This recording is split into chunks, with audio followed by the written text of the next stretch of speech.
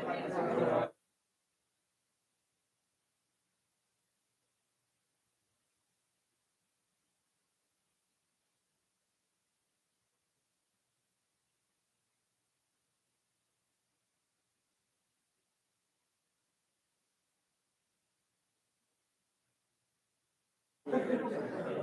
that ain't happening. It is.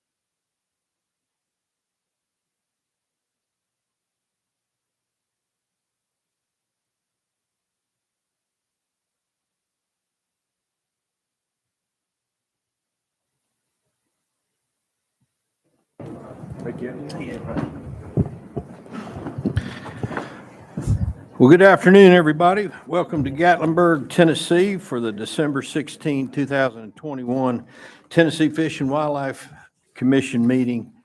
My name is Jim Ripley. I'm the chairman of the commission. I want to welcome everybody that is here. We got some special guests, Clarence and Laura Dyes. Where are y'all? And I found some salsa here, and I bet you made it. Oh, you just delivered it. Okay. Well, thank you very much. We appreciate y'all being here from the Fur Harvest Association. David Brown is here with the Tennessee Paddle Sports Association. David, where are you? We're going to hear from you at some point. Yeah. Dawn Nelson, also with Tennessee Paddle Sports Association. Hi, Dawn. Thanks for joining us. Jan Seifert, did I pronounce that correctly? Okay, great. Glad to have you. Jill Grandis, Tennessee Donor Services, okay, glad to have you here. And Emily McKinley, also from Tennessee Donor Services. Great. Glad to have you here. Who's going to call our roll? Is that you, Mary? Yes, sir. Would you do that? Yes, sir. Thank you. Tommy Woods, Here. Angie Botts, Here. Monty Ballou, Here. Stan Butt, Here. Wally Childress, Here. Bill Cox, Here. Chris Devaney, Here. Jimmy Granberry, Here. Steve Jones, Here. Brian McLaren, Here. Kent Woods, Here. Hank Wright, Jim Ripley. Here. Chairman, we have a quorum. All right, thank you, Mary. At this point, I'd like to recognize Bobby Wilson, our executive director, for his report. Thank you, Mr. Chairman. Typically, I'll give the report from my seat there, but apparently the lighting is not very good. So they asked me to get up here and give the report. So appreciate the opportunity to kind of go over some of the things that's been going on since our last meeting, about what I've been involved with, a few other announcements. First of all, y'all remember when Cape Taylor, the lieutenant colonel for the Law Enforcement and Boating Division, has retired as of today. And we acknowledged him at the last meeting, but I just wanted to let everybody else know in case they didn't remember that or get to see that from the last meeting. We will also have several longtime employees retiring in the month of January, and I'll bring that back to you next month. We also have some new hires in the Biodiversity Division. We have Chris Simpson and Vincent Pontello. Vincent will be overseeing the environmental services side of that division, as well as Chris will handle the biodiversity side, the animal side of it, working under Josh over here. And so also we have somebody that's a familiar face to some, but he left us for a little while, Andy Furlong. Andy, stand up. There he is back there. Andy worked in our building for a couple of years, I believe, under finance administration in the accounting section. And he left And we hired him back as our new position of the Director of Audit. So we're excited to have Andy back. And maybe Andy can meet with some of the commissioners that are in the audit committee sometime, get to know each other sometime today or tomorrow. We also had 8 cadets graduate back on December the 2nd at the Tennessee Wildlife Resources Agency Wildlife Officer Training Academy. They went through about 23 weeks of training. They'll still go through some more training in which they'll be with field officers who will assist them in working out in the field for many, many more months. So in meetings, I've participated in Rural Outdoor Task Force, the governor's task force, that's going to try to improve the economy and rural outdoor things to various distressed counties.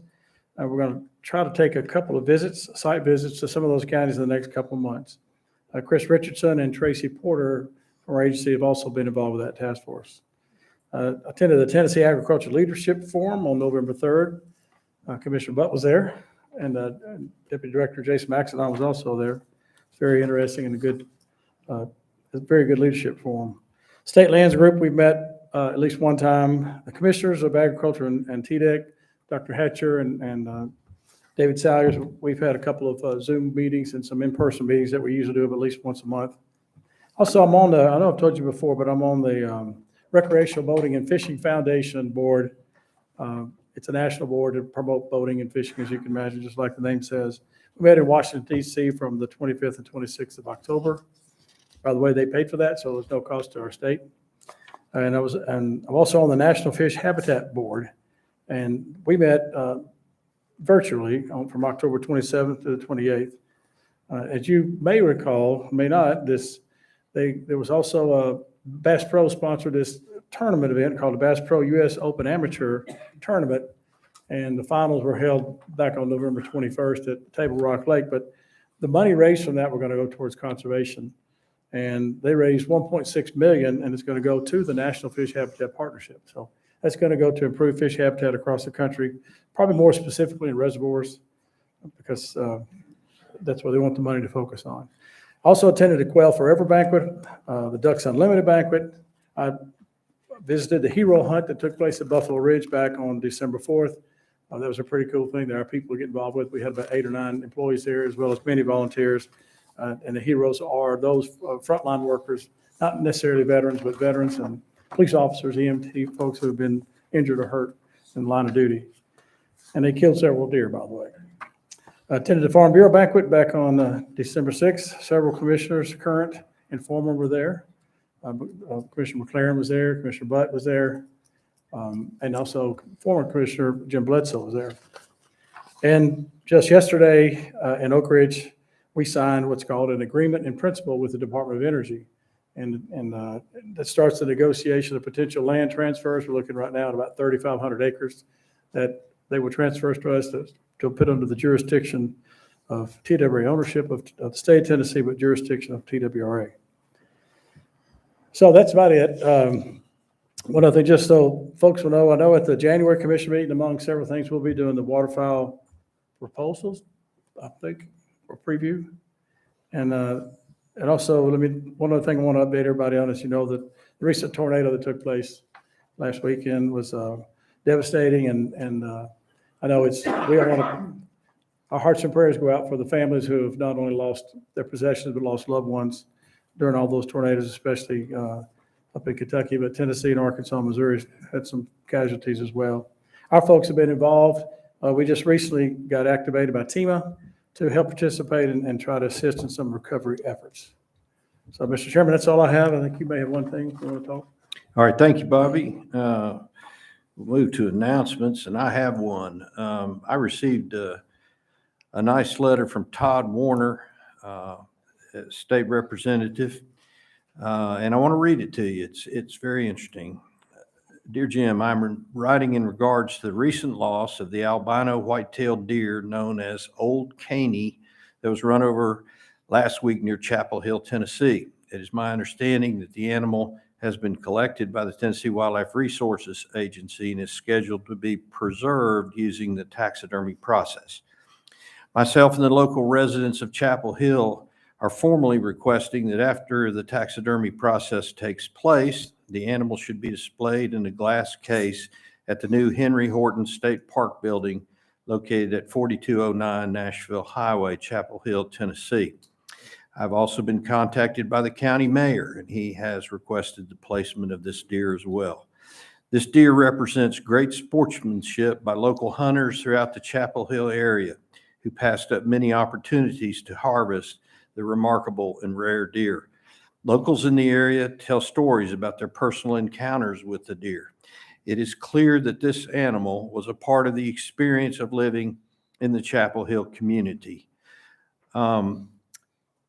We have decided as an agency, I talked to the director, that when the taxidermy process is complete, that this animal will be transferred to be displayed as Representative Warner requests. And I think that is very, very appropriate. And I do think it speaks well for the sportsmanship of the hunters in that area. So Director, if you'll see that happens, I would appreciate it. Yes, sir, Mr. Chairman. Are there other announcements from commissioners? I should have mentioned that Hank Wright is joining us on Zoom, I'm told. We're not able to have our commissioners actually vote and participate by Zoom because the governor's executive order that permitted that back during COVID has expired. But Hank, as always, wants to be involved, and so he's online and joining us in that manner. And we say hi to you, Hank. I guess he's in New Mexico. Is that right? Or Mexico? Is it Mexico? Okay. All right. If there are no other announcements, I believe we have a presentation next, Casting for Recovery, Pink Patch Efforts Update from Jenifer Wisniewski. Yes, thank you, Chairman Ripley. So last year was the first year that we did this program where we sell hats and these patches that are our logo done in pink in recognition for those fighting breast cancer. And we partner with a group called Casting for Recovery. So the process of trout fishing is actually very healing for people that have gone through breast cancer and breast cancer treatment. So it's a wonderful program and a wonderful partnership that was actually the brainchild of Andy Collins. So Andy, come on up. And this year we are again presenting an $8,000 check to our partners at Casting for Recovery.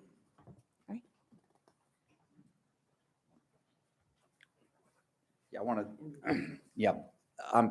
Thank you, Jenifer, for, again, I didn't think this was going to continue each year, but I'm so happy that we're able to continue selling the patches and the hats to raise money for the East Tennessee and Middle and West Tennessee chapters for Casting for Recovery.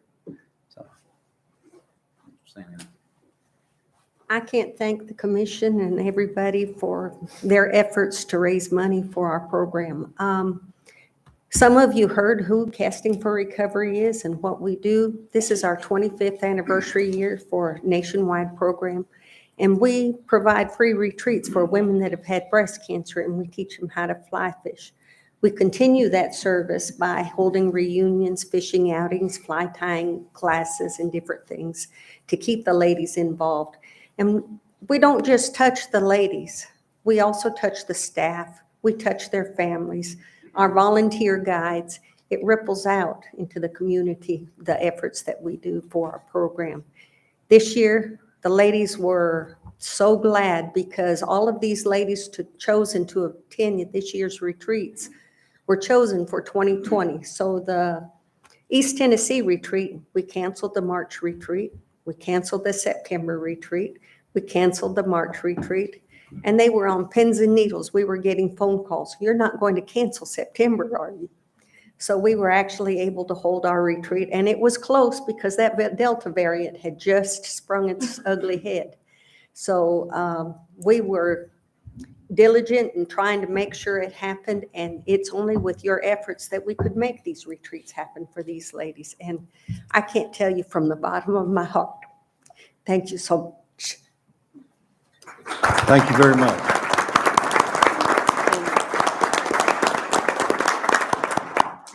And I'll just add that after that September retreat, the foundation got dozens of thank you letters for the funding to put them through that, so.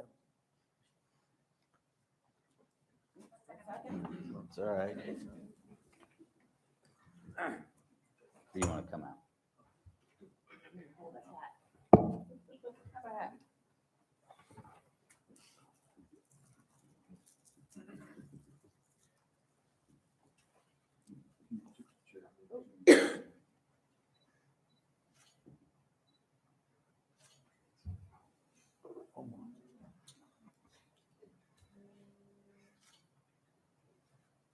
Thank you. Thank you so much, Lizzie. Did you have questions? Now I have an announcement about Oh. you. I wanted to announce that Jenifer, who is surely the most cheerful member of this agency, has been promoted. And I think your new title is the Director of Marketing and Special Projects. Congratulations, Jenifer. Well, thank you, sir.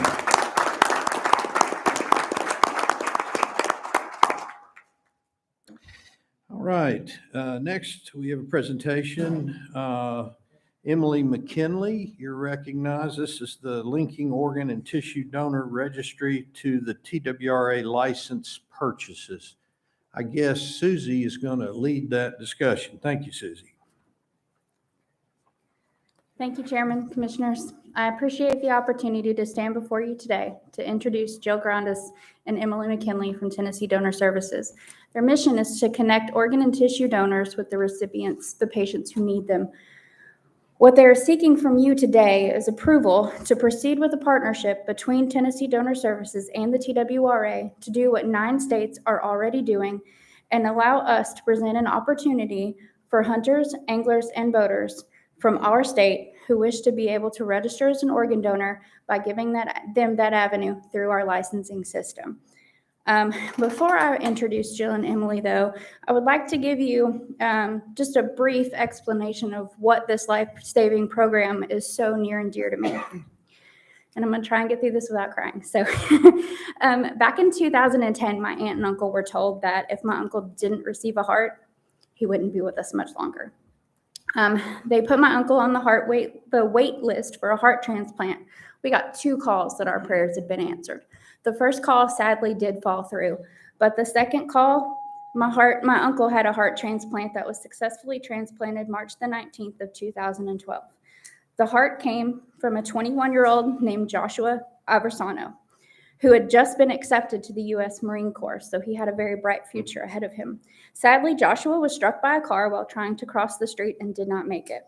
His family agreed to donate his organs, and because of that gift, 6 people and their families had their lives changed forever.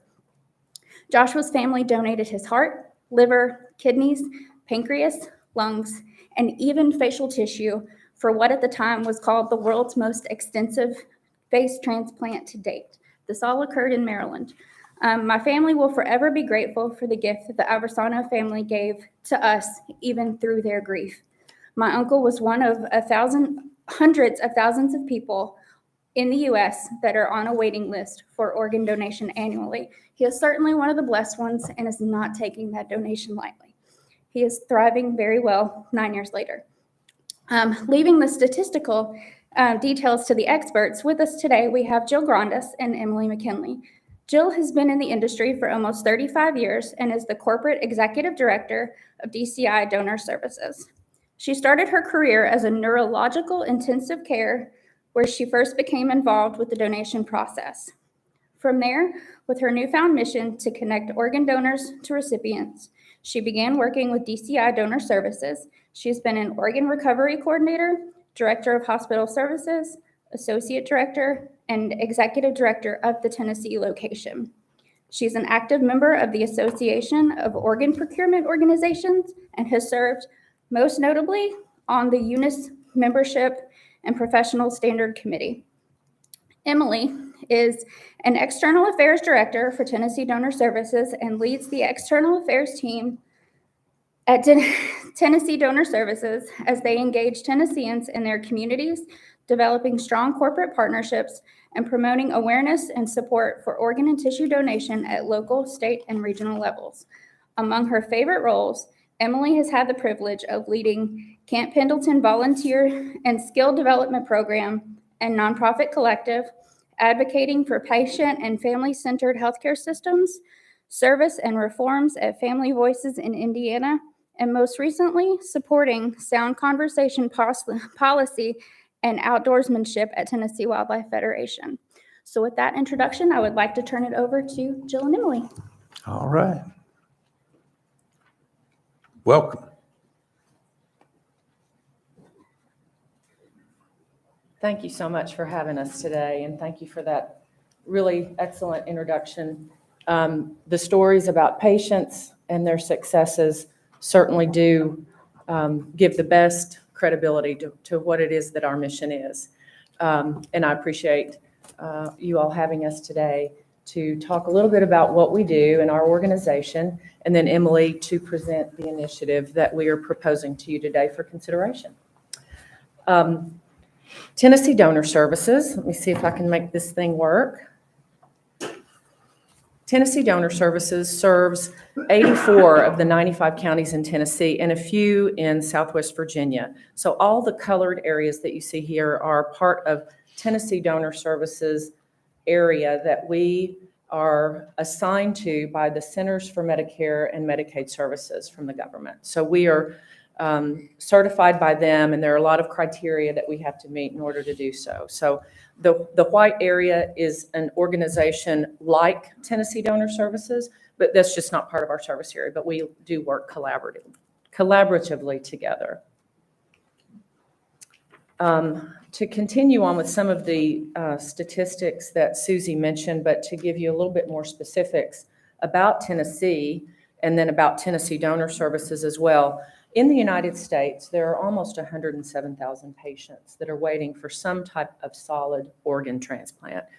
And hundreds of thousands of people actually benefit every year from some type of tissue transplant. And I'll share with you just, what those tissues include here in just a moment. More than 3,000 people are waiting just in our state for organ donations. On average, 17 people die every day while they're on that list waiting for an organ transplant. And every 9 minutes, another person is added to that national transplant list, like Susie's uncle. Here are just some specifics about what types of organs and tissues can be donated. As you can see, 8 individuals could benefit from a solid organ transplant, and as many as 75 people can actually benefit from tissue transplantation.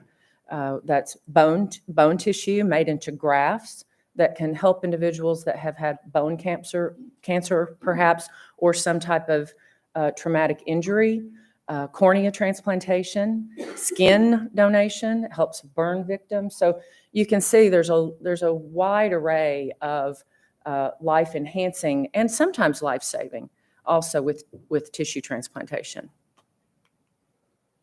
Oh, just to, before I leave that, when we talk about Tennessee Donor Services and the number of patients waiting, I would be remiss if I did not share with you some of the statistics from Tennessee Donor Services. I don't have a slide about it, but I wanted to share with you, even during these last 2 years where we were impacted by COVID, and I know we've watched a lot of really difficult things that have happened in the care of patients that have not gone so well.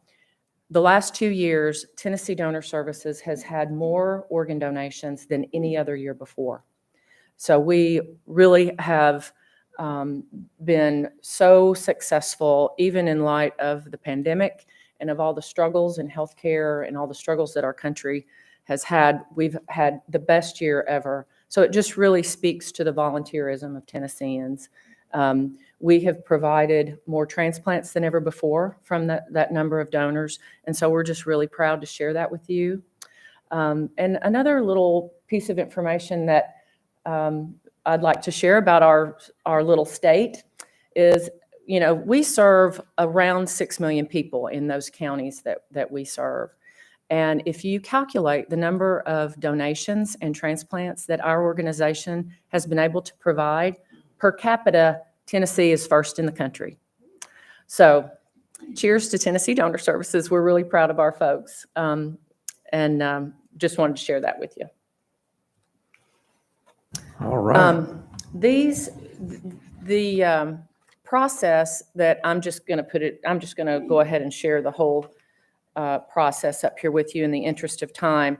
What I will tell you, commissioners and Chairman Ripley, in the information that we have left at each of your places at the table, this process is outlined very specifically so that you can understand between the patient being admitted to the hospital and being identified as a candidate for donation, all the way to the time that those organs are transplanted, as many as 200 people could touch that process, from hospital personnel and physicians taking care of the patient, and then Tennessee Donor Services becoming involved in the process, all the nurses taking care of the patient at the bedside, on through to the transplant, the transportation, et cetera, up until the time that the individuals are actually transplanted. So there are a number of people that touch this process. We receive referrals from the hospitals once they recognize that a patient could be eligible for donation, and then we are the responsible program in the state to make those assessments and offer organs to those transplant recipients that are on the waiting list. It is a nationwide waiting list. Blood type, body weight, and other factors, the severity of the patient's illness that is waiting, all factor into the waiting list and the recipient's place on the waiting list. And then we coordinate everyone coordinates into an operating room for the recovery of the organs, and then the organs are transported to the patients who are waiting and transplanted immediately. I next want to share with you what we have been fortunate in the state of Tennessee to work with so far a couple of agencies for a number of years. The Tennessee County Clerks Organ Donor Awareness Foundation, which was founded about 25 years ago by the clerks of Tennessee. They provide a program where you donate $1. Many of you may have done so when you renew your tags for your license plate. And we get a number of funds from them in order to do educational programming. And we've also worked with Homeland Security and the driver's license stations so that people can register, which is part of the connection that we want to talk to you about a little bit later, is connecting licensure for your organization. And what I would point out to you is that while 95% of Americans, including Tennesseans, think donation is important and would sign up, and if you survey people, they say, yay, that's a great idea. I would be a donor. Yeah, I want to help people. Only 42% of Tennesseans have signed up so far. And we see this grow just very slightly every year. So registering is part of our external outreach, is having people understand the process and having people sign up and say yes to donation. So I'm going to transition here to Emily. Emily McKinley joined us about 8 months ago at Tennessee Donor Services. We really had a very strategic focus in bringing on Emily into the organization. We've done public education for a number of years, but we really felt like we needed to do things in a different way in order to increase the registry numbers, have more outreach to agencies like yours and others, so that we can continue to improve the number of donors that we have in Tennessee, and therefore, obviously, the number of transplants. So I'll turn it over to Emily to describe the initiative to you. Thank you, Jill, and thank you, commissioners, for having us here. As Jill mentioned, we are always looking for ways that we can extend our reach throughout the state and to register more donors. One of the parts of the process of that organ donation process that we weren't able to go into detail on is the authorization piece of that. And that is when a family is approached. And it really makes that process easier on the family and brings hope out of tragedy when individuals have already registered as an organ and tissue donor and their family knows what their wishes are. And so that, in combination with working with our driver services centers and that 42% who are registered, it has become apparent that states really need to work hard to find other opportunities for individuals to register as organ and tissue donors. And here in Tennessee, we know that we have between 600,000 and 750,000 licenses, hunting and fishing licenses sold every year. And that's an amazing touch point to get in front of individuals who may not have registered and just need another opportunity and need an easy opportunity to make that happen. That's the number one thing that we hear is that someone is in favor of being a donor, but they just don't stop to think to register. So by connecting where individuals are already going and engaging, this is a wonderful opportunity to register more donors. This is not a novel idea. There are 9 other states in the nation who are currently doing this, but it is a relatively new idea. The first state to do this was in Minnesota. That was about 2015 when they initially came up with the idea or decided to pursue this initiative. And in the first year of it being implemented, there was over a 3,000% increase in donor designations happening outside of their DMV.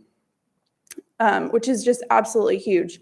In Georgia, which is the state which is nearest what we would like to model this initiative after, they saw in their first year, they saw 31,000 outdoors men and women registering as donors as they purchased their licenses. And so here we've designed an initiative similar to that where we would hope that individuals would be prompted to register as donors as they're completing their transaction to purchase a hunting and fishing license. And we've named it the William Michael Cherry Jr. Initiative. This is in honor of a young man who became a donor hero this summer after suffering fatal injuries from an ATV accident. He was able to save 3 lives when his family opted to donate his organs. And so this is an initiative that we can bring more, save more lives and improve the lives of Tennesseans and bring hope out of those tragic moments and unite these organizations together.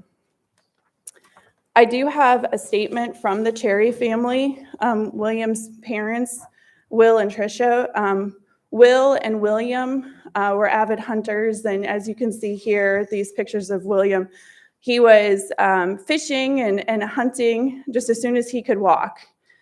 And so their family has asked that I share this with you. It's July 6, 2021, just 6 days shy of his 16th birthday, and instead of receiving gifts, William Michael Cherry Jr. gave the gift of life to 3 people. William was an avid hunter. He had a lifetime hunting and fishing license in the state of Tennessee since he was 8 months old. He would take regular trips to duck camp with his father, where the brotherhood they had with the others at the camp made his passing that much more devastating than it already was. His parents got 4 days to sit by his side after the tragic ATV accident.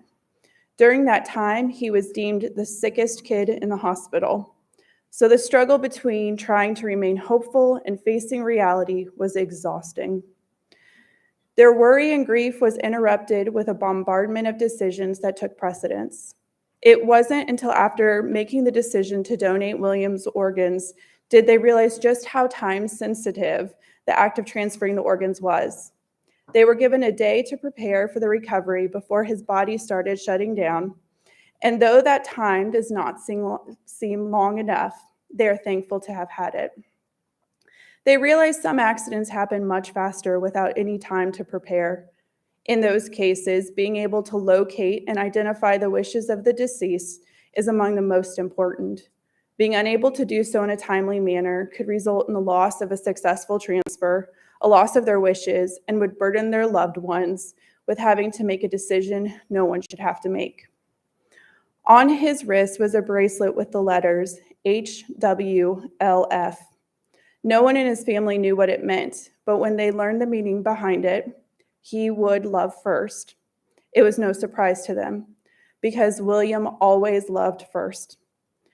So as hard as it was, there was no hesitation in the decision to donate his organs because they knew their boy. And that's exactly what he would have done. Now those same letters serve an additional meaning. How William lives forever. And thanks to the act of organ donation, he is able to live on through 3 lucky recipients. Supporting this initiative would not only help William live forever, but it would give others the chance to do the same, and everyone deserves that option. I just want to thank the Cherry family for their openness and for sharing that with us. I have a special place in my heart for what you all do. I was with Tennessee Wildlife Federation previous, and that was my son's introduction to hunting and fishing. And so this interaction with the Cherry family has been very, very touching and hits home in a lot of ways for me too. So in conclusion, we would respectfully request that you all consider this proposal and support this initiative moving forward so that we can partner together to save more lives here and in Tennessee. Thank you very much. All right, thank you very much, Emily.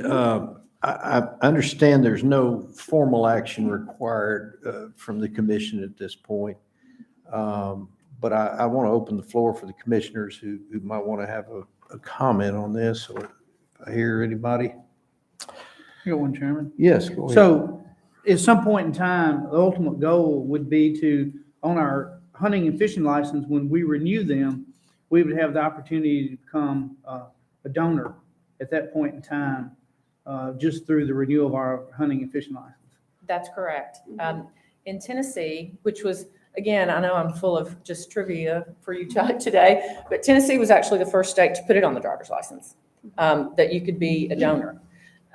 So what happens is when somebody registers at the DMV, or you can go online and do it as well, but when someone registers at the Department of Motor Vehicles, they have the opportunity to say, yes, I want to be a donor today, and there's information provided so that they better understand what that means. And then their name is placed on a registry. We have access to that registry, and as a matter of routine, when we get a referral from a hospital, we simply check the registry. And if and we verify who the person is through, some demographic information, then we're able to say to the family, your loved one was a donor. And then we move forward with the process. My only question, Chairman, is what do we have to do as a commission to enact that? And I think that we'll ask Director Wilson and Chris and Jason if perhaps we could do a resolution in support of this, where we adopt a formal resolution at our next meeting. I guess there'll be legislation that will need to put this into effect, but I think if our representatives and senators see that we are resolved to see this happen, that it would perhaps make it much easier for it to go forward. So let's do this. Director, if you would, let's have we've got a few more questions, but I think I'm safe in assuming that everybody here is interested in this and is encouraged by this program. So why don't we have a resolution prepared that we might vote on in our next meeting to lend our support to this? I think there are a few more questions from commissioners. I saw Commissioner Woods shaking his head. You're recognized, Commissioner Woods. Yes, and Kent Woods.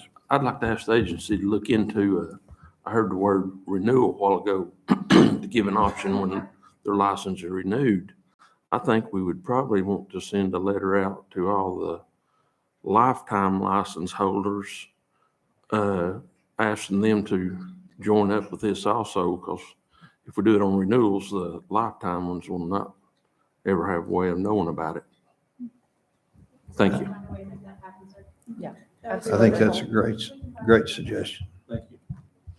All right, any other commissioners? Yes, sir, Mr. Did I Cox. hear you say that there was also, you would like to put an opt-in to donate $1 or some amount to the program? We're not Well, asking, No, we're not asking about that today. What we were describing is just other state agencies that we've partnered with. The Clerks Foundation, or the Tennessee County Clerks, for about 25 years has had a fund that they collect money and donate it to the donor programs in the state for educational programming. So if our effort is going to be an opt-in box on the renewal online, we could just as easily put something, if we wanted to donate, someone wanted to donate $1 or $2, just like we do the Hunters for the Hungry, could we not?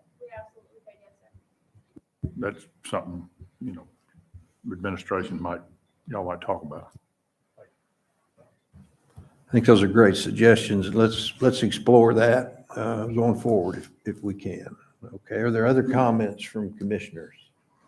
Yes, Commissioner Stan. Would it be a resolution or a proclamation on our behalf to resolution? Okay. And so according to what I read here, TCA 68-30, the law is already in place. Would that be that we are just complying with the law if we choose to do that, or does that have anything to do with the program? I'll comment quickly on that, if you will. Many of the states that have done this haven't required legislation. The way that it's written is pretty broad, so it could, it really wouldn't require it. We can explore that more to make sure with, the people who are, I'm not a lawyer. I've spent a lot of time on the Hill talking with lobbyists and our very supportive legislators about organ donation, but we didn't feel like it would require legislation, that it could potentially just be covered under the provision that already gives us access to the current way that people register in Tennessee. Thank you. Deputy Director Richardson. The only concern that we have that we're still looking into, and that may very well be true, that there's not legislation required, but the protections that we have to honor in protecting the information that our license sales system is populated through the driver's license database, which certainly they're authorized to access now, but are we authorized to allow them to access it through our system is the one kind of hiccup and potential that we wanted some clear legislative authority before we went. We may get that question answered, that in fact the statute is broad enough to cover us right now, but that's what we're looking into as we move towards the next session. Now, will you have our general counsel look at that for us? She is looking into it. Yes, sir. All right. Thank you very much. Very much. Well, thank you so much for being here. What you do is incredible, a gift of life to people that, that we could all potentially make. So we thank you for being here, and we want to help any way we can. We really appreciate your attention and the support that we've already had from the TWRA in entertaining this initiative, and for you hearing us today. Appreciate it so much. All right. Thank you very much. thank you.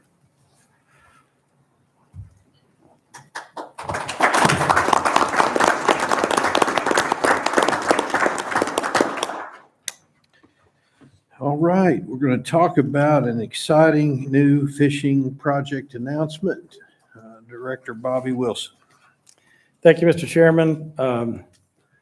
Let me just preface this by saying that Tennessee is known nationally as one of the best states in the country to fish in.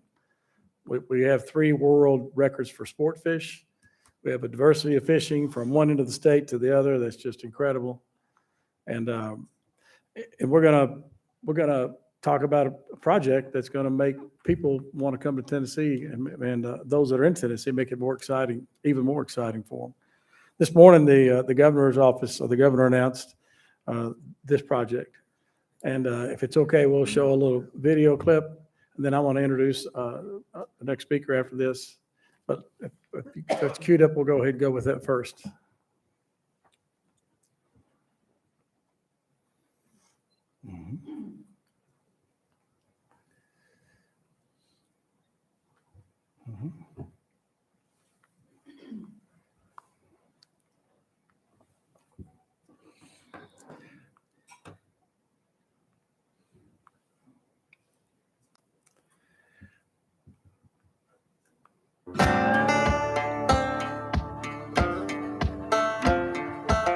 Deer season's not quite over yet, Bill, but I'm already on the hunt for a new fishing spot for me and Maria and the grandkids for this spring. It sure seems like all the best spots are some of Tennessee's best kept secrets.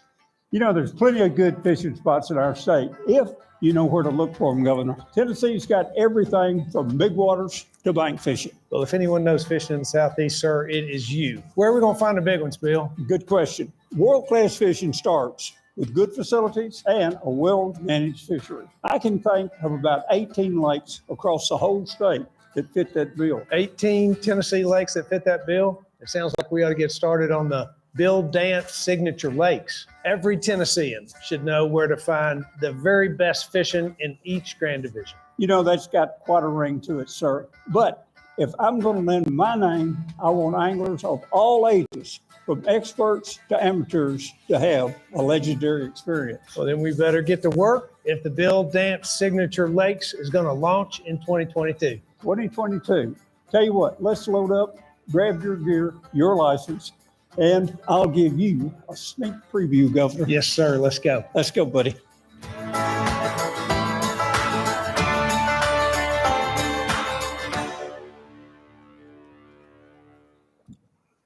Kind of gives you a little hint of something to come. So, and then we'll tell more about it. And I think we have somebody to give a little more detail about that today. But just a little background into this.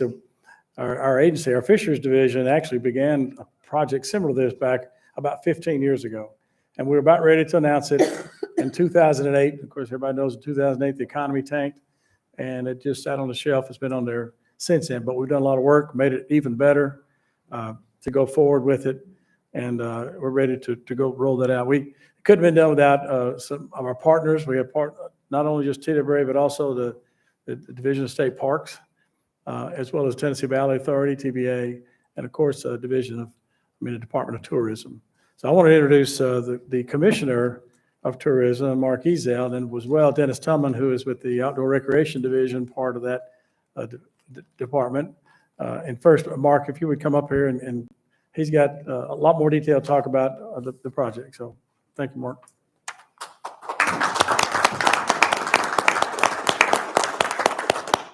Thank you, Director Wilson, Mr. Chairman, Commission. It's good to be in front of you and to talk a little bit today about what I think the Pointer Sisters say it well. I'm so excited. I can tell you that as a former businessman, philanthropist, brander, the day I did my interview with the governor about taking tourism, he said, well, what are y'all going to do if you take this job? And I said, well, I've had such admiration as a brander on what Alabama has done with their Robert Trent Jones golf courses. It's been transformational what they've done to attract their and to differentiate their state as the golfing state in the Southeast. And I believe we have the ability to do that around fishing. And he immediately said, well, let's go get it done. We've had a lot of work that's been done, and we can't do it, obviously, without our key partner, and that's what we want to talk about today at TWRA. So we're really thrilled to take you through a few details about where we are headed. I can tell you that everybody in this room knows Bill Dance. Many of you know a lot more about Bill Dance than I knew about Bill Dance. What I can tell you as a person who's gotten to put together several cause marketing kinds of programs like this, that you want to rally around a celebrity. Well, Bill Dance checks all the boxes and more. And so again, the more that I got to see, not only is he liked like you would normally find in a celebrity, but he is loved and he is respected for those decades that he has partnered with y'all and so many others to benefit Tennessee fishing. And so to have him as our legendary person and for him to come in and his career serving others made him the perfect choice. Let's hear what Director Wilson says. Bill Dance is special to the fishing community because he's special to the world. He's known throughout the continent. He's known throughout the world as one of the best and most well-known fishermen in the world as there is. And we're lucky to have him here in Tennessee. He wears a T hat, so everybody knows he's from Tennessee. and he promotes the Tennessee Wildlife Resources Agency. He also promotes fishing in Tennessee as well. So we knew this was going to be a very ambitious program, and it needed to start with our department working on showing the governor and other stakeholders about what we want to do with this program and how can it benefit Tennesseans and how can it benefit us as we recruit people to come to our great state. And I can tell you that just about nobody does it better than Tennessee in taking a personality and turning that into a brand. I mean, can you imagine how many people where we can say BB, or we can say JT, or we can say Garth, or we can say Elvis, or we can say Dolly, or we can say Jack. Now, Jack doesn't sing. Or Jim but- Ripley. Or Jim Ripley, yes. We can say people's names and people affiliate and associate that brand with something that draws people to Tennessee, and Bill Dance helps us do that. Why it makes sense to do now, and in just a minute you'll hear me talk about, because at the time I really didn't know that this had been an idea that had been long since worked on, because I was not coming from the fishing angle, but from the tourism and the branding side of what it could create. Here's what the blessing of COVID did. First of all, COVID slowed us down in our work on this, but what it showed is Tennessee was a top 5 tourism state in America in 2020 because we have great outdoors. To think about that being done without our number one asset, which is typically music, showed the power of our outdoors, and no one saw that better, and no one took better advantage of that than y'all here at TWRA with a 17% increase. Yes, total fishing outings were up 10%, but you can see you almost doubled that. And then here's the number that I get really excited about when we are talking about how we drive people to Tennessee. Did you know on the contiguous states to Tennessee, there are 10 million in-state licenses? The business guy inside of me hopefully says to y'all, that's our potential market, to be growing fishing licenses, 10 million.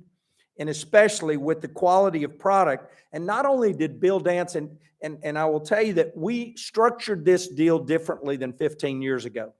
Bill Dance is not getting anything out of this. He is giving his name and his legacy to this program. There are people in this room who are helping us work on that. So you can bet we're all going to be committed to a long lifetime project that matches up to the quality of Bill Dance. Because you've already got Great Lakes that y'all have taken care of. But now, how do we even make them better? And clearly your success in 2020 on what you did in driving those millions of dollars with the 133 first-time licenses. And I didn't know this, that 1 out of 7 residents owns a fishing license in 2020. What a marketplace to take care of. What a group that we want to improve fishing even more than what you've been doing. And how do we do that around the brand of Bill Dance with some of our awesome lakes? It's a big project. It takes a lot of partners, and it really starts with y'all because you're our experts. You're the ones that know how to first of all, how you've built it already into those championship lakes that you talked about, Director Wilson, but also, and we started with Ed Carter, Frank Bass, so many of them that have been doing work, help us with the criteria and this group. So parks, we had to have parks come and join us. You're going to hear us talk in just a minute about state parks and their involvement because we had some things above the water that needed to be dealt with in some of our family fishing. But then Bill Dance all in on how do we build quality? How does he help set the standards? Again, people in this room that work with Bill Dance helped us as we created a criteria and a standard. And then our Fish Tennessee and our department to build websites and apps and other things that in the long run tells people about how they can experience the best fishing. And then we've got lots of work to do with additional partners. We've already had lots of discussions with people, and they're excited to help in this project. It was started in 2006, so what a big blessing it was for me. I can tell you that I was very fortunate to hire Dennis Tumlin for a different reason than fishing. He had experience in Coca-Cola dealing with Walmart, and I needed a chief customer officer. Then started learning about Dennis's background in fish Dayton and all the other pieces so that when he could come in and work with the experts in Bill Dance's organization and TWRA, and we were able to take the work that had been done in 2006 and start from that basis. Literally over 50 lakes were being evaluated back then. And to see all the work that got done with that as we put that together has been so exciting. And now the program that we get to talk about. Here's one thing that Governor Lee and I are very grateful that this program is going to do. You see that number, Executive Order number 1 for Governor Lee. And I knew this because of being on the campaign trail. He really wanted to see, how do I help those distressed and at-risk counties? It was a part of his mission and passion for why he wanted to run. Well, the 18 lakes that we have chosen to be a part of our first phase, which will take a few years to put together, touch 22 distressed and at-risk counties. I get to be on the road often now talking about how tourism is real money. I come from a business background. It is life-changing to communities for a visitor spend to come into those communities and to replace taxes that we as a resident have to pay. And in fact, this is a bar of silver. It's a 1 ounce bar of silver. And how do we turn that 1 ounce bar of silver into a 100 ounce bar of silver? My granddaddy and I did some silver investing back in the day. Turned out it was a really wrong time to do that, but I've held on to it then for 45 years.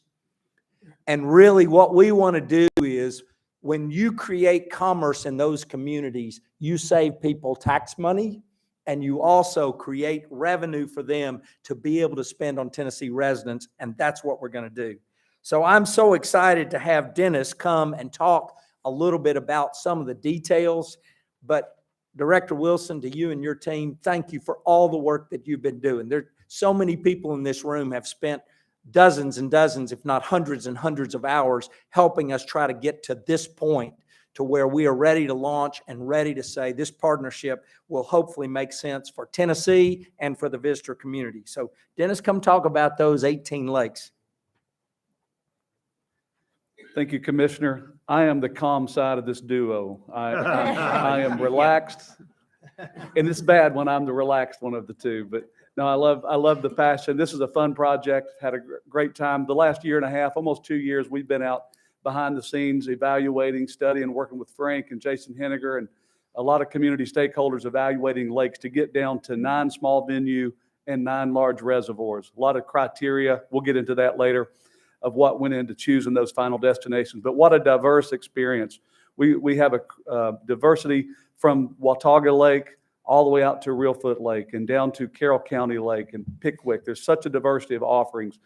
And one thing that by working with Bill Dance organization on this was critical, that this is just not a marketing campaign. This is underwater work, above water work, and Bill was adamant that if we're going to put my name on it, and it's going to be a legacy honoring project, we're going to truly get under the water. And when someone comes to enjoy it, whether it's Tennessee resident, whether it's a visitor, they're going to have a world-class, best-in-class experience that you would expect from a Bill Dance Lake. And I'm glad that we're putting resources behind that to make sure that that experience is there for all residents and visitors as well. Let's see if I can jump forward. So here's a map of the lakes. You can see geographically from northeast Tennessee. I spoke to Mayor of Carter County. We've been working actively on this. She is thrilled, Mayor Woodby, about Watauga Lake being selected. And her words this morning was, maybe we can get a hotel out of this. Maybe this means that the city of Elizabethton could generate some lodging, which generates sales tax, which helps our town. They don't have one hotel in that community. She was excited. And then coming all the way across, we know what recovery is going to look like at Reelfoot up in upper northwest Tennessee. We know there's a long road there. We know that lake is a generator and an economy support system up there for a lot of guides and a lot of people doing different things. And so happy that Reelfoot is there and all across Pickwick Lake, Timms Ford, Old Hickory. On the nine large reservoirs, those will be signature access points built to standards endorsed by Bill Dance, designed by TWRA, but think of your best-in-class launching experience from parking lots, lighting, restrooms, courtesy docks. We want that to be a world-class experience. And those smaller lakes, I love taking my kids fishing, and you look at the state park lakes that are involved where families can go and have family-friendly fishing experiences and catch an above average. Even maybe my daughter's going to be happy when I take her there because sometimes we zero when we go out, but we're going to get to go to some of these lakes and have an above average chance. And no pressure, Jason Henniger, but we're going to go have some great times in these state parks. I'm going to turn it back over to Commissioner to talk about some assets. Yeah, and speaking of state parks, if this had been done many years ago, we wouldn't have had what has taken place by the state parks with Governor Haslam and then Governor Lee's group continuing. In 5 of our lakes, they are in state parks that have just finished lodging upgrades of over $100 million. So that now we've got a lodging experience that is far superior than we could have ever imagined. And what great timing, I call it kind of God's timing, that we are able to bring together a chance for folks to be able to experience that fishing and then have facilities. And Fall Creek Falls is the only one that is coming together now that we don't have that picture. But what a huge blessing for this program to be able to do. Having said that, it was important. And in that interview process, it was Governor-elect Lee and who would soon be our COO, Ely, who's now Commissioner of F&A, and immediately there was work being done with Commissioner Sawyers, Director Bryson. How do we do that? Because we aren't done with all of the things we need to do in our state parks. And so I can tell you that we got millions of dollars committed in their maintenance programs to build out above the water things. And Dennis is going to take us through just 2 examples of what will be done at the 18 lakes if we get to have this partnership be what we want it to be. So Dennis, talk about that. Here's an example of a family-friendly fishing venue at Big Hill Pond State Park in West Tennessee. The bottom right-hand corner talks about the above-water improvements that will be handled by Tennessee State Parks with a budget of around $638,000 of improvements to be made at that particular facility. And then on the left-hand side is a budget of around $500,000 for under-the-water improvements. Not only is this above water, but it's below water improvements as well. And, all in all, about $1.1 million invested into Travis McNatt Lake there to create that family-friendly fishing experience and to draw visitors into those communities there in West Tennessee. Here's an example of a signature access area. Pickwick Landing State Park will be featured with a signature access point. Work has already been completed on a lot of this. There's still I've seen Jay in the room earlier. Appreciate all the great work you and your team have done out at Pickwick already. Probably 50% of the way there, about $400,000 spent on above water access improvements. They're creating a world-class tournament facility there at Pickwick Landing to use one of Bassmaster's top-rated lakes in the southeast United States. And on the left-hand side, TWRA will continue the great work under the water at Pickwick that has earned it that number 3 ranking in the southeast U.S. So there's 2 examples. I could run through a deep list. I won't do it today. More details will come out on each and every lake, but those are examples of some large access points and some family-friendly lakes. This next slide is going to talk about how it's going to work. There's going to be a 501c6 nonprofit agency set up to help ensure the longevity and to oversee the quality. Several stakeholders will be set aside, maybe 7 to 9 members. This board is still being developed, but it'll be an operations committee overseeing things like retail opportunities. It'll see things like we're looking at a loyalty program for someone that fishes multiple venues. We're looking at apps that will be on your phone where you can check in and stay engaged with us and we can communicate with you. And so there's so many things that this operations committee is going to do. And one thing that we're excited about this committee can do is the Bill Dance Big Bass Cup. We've talked to Bill, talked about a way of creating some events with his name on it. And we talked to Bill about coming out and awarding at the end of the year the Bill Dance Big Bass Cup. And he said, you can count on it. I'll be there and I'll award this cup. So there's some opportunities this operation committee is excited about, and it will create commerce in some of these communities where commerce is needed: hotel stays, lodging, license sales, and so forth.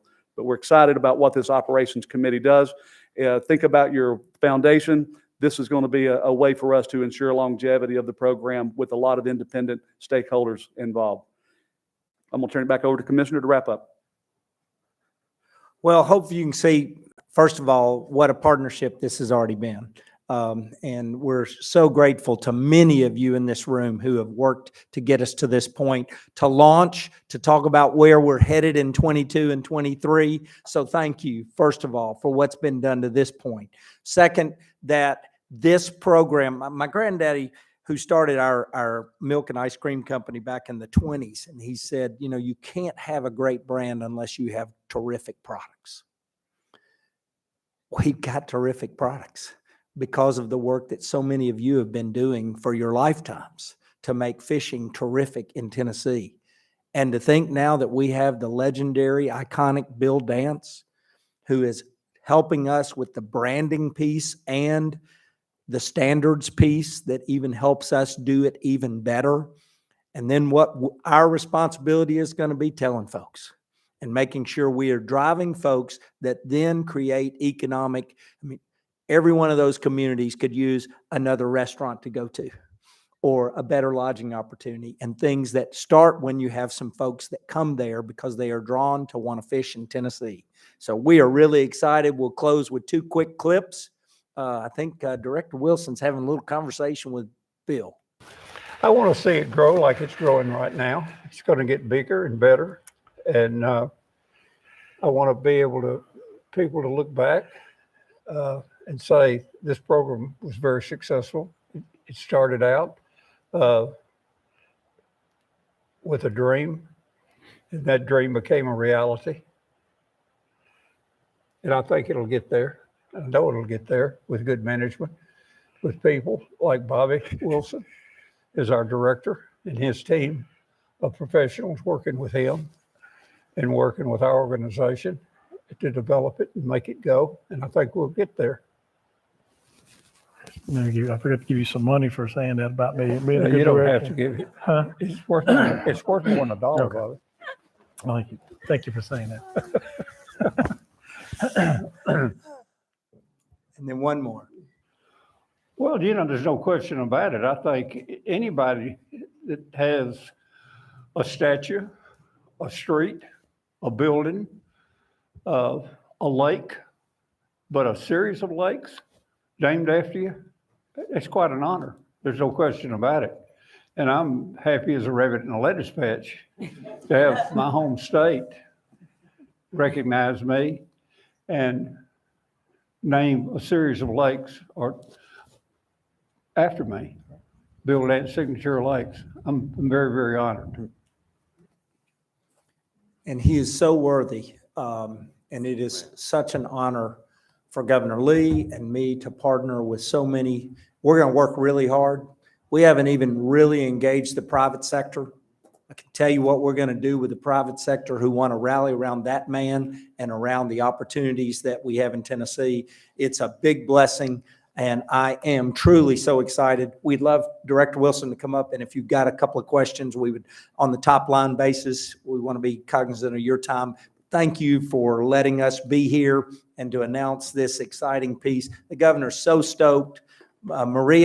First Lady Maria is the big fisher person in their family, and so she's ready to show the world how she can beat her husband in fishing regularly, and so we're just thrilled. It's a real honor, and the Sportsman's Caucus and other groups are very supportive of this getting done.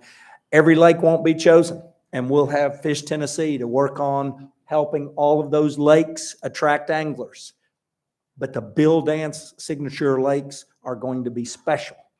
And that's where we think we'll get people to come to Tennessee and experience those. Questions? Are there questions from commissioners? I don't have a question, but I'd like to say something. this has been about 14 or 15 years, an effort, and Director Wilson and Director Carter were involved, and like I said, the economy turned down, and it never did. In fact, Governor Bredesen was the governor when we first started talking about it. I'd like to thank you and Dennis and Director Wilson and the team. I think, as I've said before, I think fishing is possibly the future of a lot of wildlife agencies the next 50 years. Hunting may grow a little bit, but I think fishing has got a lot of upside, and I think this is going to position Tennessee to be unique and the envy of most every other state in the country. Our challenge is to keep those standards high, keep the fishing excellent, keep the above water amenities and signage and landscaping and the experience the best in the world. And I think it's going to be fabulous. And I really appreciate your hard work. Thank you. Thank you, sir. Thank you for your leadership and guidance. I'd also like to make a comment. I don't know if many of you know, but you have the originator of the national promotion, Got Milk, in front of you. And it's exciting to know that someone of his personality is going to be promoting this. And we're fortunate enough that Mark agreed to step up and be the commissioner of tourism. And we appreciate you and your efforts. And, not to say the excitement that you bring with it. So thank you, Mark, and you as well, Dennis. Commissioner Cranberry. Thank you, sir. Yeah, I just want to share with the full commission and on the people in the audience. My family was in the grocery business for almost 100 years, and Mark Ezell and his family were our partners hand in hand, and we obviously sold a lot of milk, purity milk, our house brand milk, and there was no better person to lead this project for the TWRA because of Mark's experience, and it's proven, it's tried, and with Dennis's help, I mean, I speak what Commissioner Butch said, what Commissioner Cox said, but we lived it, our family lived it, and I can tell you firsthand that this is going to be a success, and Mark Ezell and his team are going to lead it hand in hand with TWRA. So thank you, Mark, for your commitment to the state, and Dennis, thank you, and we look forward to really taking this to a next level. Thank you, Commissioner. All right, anyone else? Well, I just want to echo those comments. I am always amazed by Commissioner Ezell's enthusiasm. It's infectious, and I know that this is going to work, and I can tell you on behalf of this commission that we're going to do everything we possibly can to make this a huge success. We appreciate, Dennis, you being here as well, and we're just so excited about going forward with this. Thank you very much.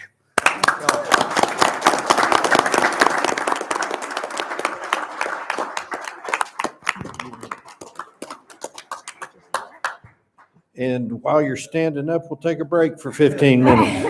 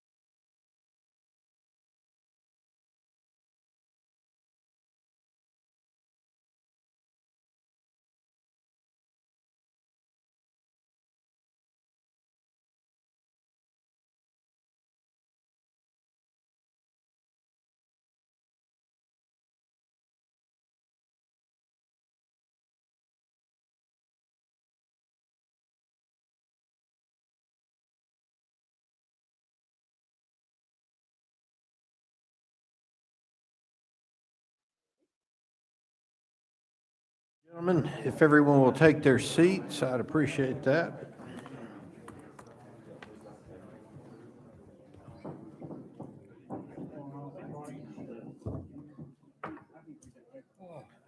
We're gonna depart a little bit from the agenda because we have Dennis Tumlin here.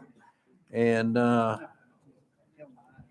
Dennis is gonna talk to us a little bit about his experience with the duck blind draw and so forth. So Dennis? Thanks for thank you. deviating, Mr. Chairman, and I'll talk about that. So we live in Hamilton County and have participated in the in-person duck blind drawings. Never been drawn before. This year, because it was an online process, me and a bunch of guys from Chattanooga, we have been drawn. I'm leaving here. If you went to my car right now and checked, I've got waders and some other duck hunting paraphernalia sitting there. We're getting ready to roll out to West Tennessee, but spent $840 last night on a VRBO with a young lady down by Dyersburg. Bought another $120 worth of license last night. So Jason, I am clear if you want to come by the blind to check me out. But I spent another $120 last night to make sure we're clear. But we have a carload going from Chattanooga and we're excited. We've never been drawn before and I've never stepped foot on that WMA. So we're going to go in at 4 a.m. and we're going to find a spot that we're supposed to be at. But I'm appreciative of the opportunities, and it's the first time that we've ever been drawn, and I participated for years and have never been drawn. So thank y'all for what you did for East Tennessee. Well, thank you, Dennis, and good hunting. Hope you have a great time.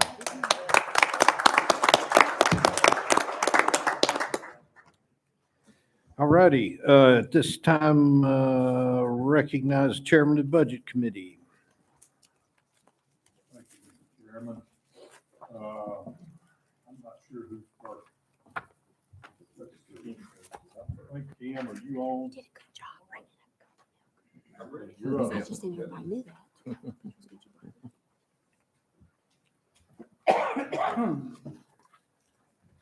Thank you, Chairman Cox. At your bidding in October, you wanted to see an overview of our real estate program. That is the division that I represent. We have split duties, both federal aid and real estate. We sort of have two camps going at one time, but there's a lot happening at any one time. And my first real slide here is, well, no, it's not the first real slide. There we go. The first real slide is just kind of a brief description of what we do. And I hate when I have to just sort of read through these things, but that's kind of what I'm going to do. You can look at them later, but I'll just go quickly. We focus on acquisition and land conservation primarily, and we work with other divisions and the director's office to find, vet, and approve tracts that are high priority in our land plans, which I'll show you later, and our missions as in our strategic plan. And we buy land in both fee simple and conservation easement. CE is my first acronym, and I apologize for all the acronyms in here. There's a lot of them, and that's kind of the world I live in. But when we identify one of these tracts, we vet them internally in the agency. Ultimately, they get taken to the State Building Commission for approval. The Department of F&A helps us in that regard, bring those desired acquisitions, and there's certain protocols we have to go through to get them approved by the Building Commission. We work with land surveyors, legal staff, and field staff to look also at boundary conflicts. We'll talk a minute about what we have in lands, and when you own or manage a lot of land, there's a lot of boundary conflicts. No, I'm hitting these wrong. Let me get back. Somehow I'm going forward when I want to go backward. Yeah, I want to go back like 4 slides.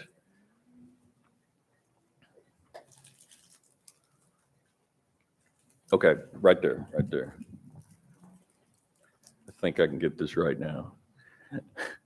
We have 4 designations by statute for our lands that we manage. While wildlife management areas, public hunting areas, state fishing areas, and refuges. Those are the four types of land that we proclaim, or that you proclaim, when we undertake a new one. At this point, we have over 1.6 million acres under our management in some form or fashion, whether that's overlapping jurisdiction or whether we own it ourselves. And then 500,000 acres of that total are actually owned either by easement or in fee by the TWRA, actually by the state of Tennessee. All land is vested in the state of Tennessee, but we're considered the primary agency. 111,000 acres, mostly timberlands, are currently leased or licensed to us. That also includes Corps of Engineer and some TVA land. So all told, of these four types of lands we can have, we have 130 different WMAs, PHAs, SFAs, and refuges. And then this overlapping jurisdiction is very common with U.S. Fish and Wildlife Service, Forest Service, particularly the Cherokee National Forest, Park Service, and then some overlapping jurisdiction with state agencies, TDEC and Tennessee Division of Forestry. One more. Okay. I don't know where my bullets are, but I can, one again. So historically, we've been bound by our strategic plan objectives, which we do a new strategic plan every 6 years or so. We've also done a couple of different plans in the last couple decades that have focused on land conservation and areas where there is a lot of rare animals and various degrees. We have several GIS layers in each one of these plans, and the oldest one is the Heritage Conservation Trust Fund Plan, which is on the left, on the bottom there. And the newest one is the Tennessee Wildlife Legacy Plan of 2017, which we're currently upgrading with newer data. And as you can imagine, these plans sort of evolve because new data becomes available in both biodiversity data, and new layers are available from other sources. So we use these to kind of come up with a landscape or a grouping of conservation areas of interest. And that's really what these plans establish. So we use these plans. That's the first point of reference I go to if I am looking at a piece of land. Typically, now we don't go out beating the bushes for pieces of land. Landowners come to us with a desire to sell the land to the agency for a variety of purposes. They either come to regional staff and they talk about it, and it comes to me in the director's office ultimately, or it comes to me first and I send it back out to the regions for their evaluation, and then we work through the director's office after that. Funding is always a big deal and has been for a long time. As you know, land prices have accelerated pretty rapidly in recent years and months. So just wanted to talk a little bit about various sources of funding. And this sort of overlaps my world with federal aid, as you can see. The Wetland Fund, which comes from the real estate transfer tax, is the agency's biggest funding source. It's typically between, well, it probably averages about $15 million a year over the last decade or so. Lately, it's been much higher than that. We are allowed to use those funds both for management of lands that we own, and we are also allowed to use for wetland acquisition. We also use a variety of federal grants to get reimbursable. This is all these acronyms up there are federal grant programs where we get federal reimbursal after we spend the money. Pittman-Robertson is just regular wildlife restoration, state wildlife grants.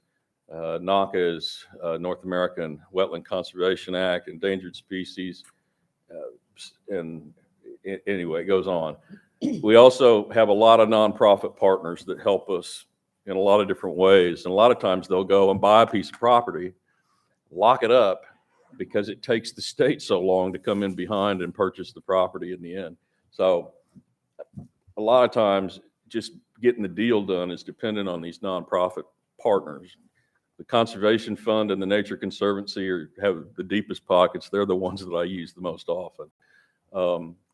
Wolf River Conservancy, 10 Green, Land Trust for Tennessee are some other examples. Federal partners, Forest Service and the Fish and Wildlife Service also can sometimes bring money to the table. And sometimes we use our own wildlife funds, our own state funds, but that's fairly infrequent. We've depended a lot in recent time on bargain sales and gift tracts. It's more common than you would think. Life estates occasionally come up as well, where somebody wants to be able to keep their land as long as they live, but give it to the agency when they pass.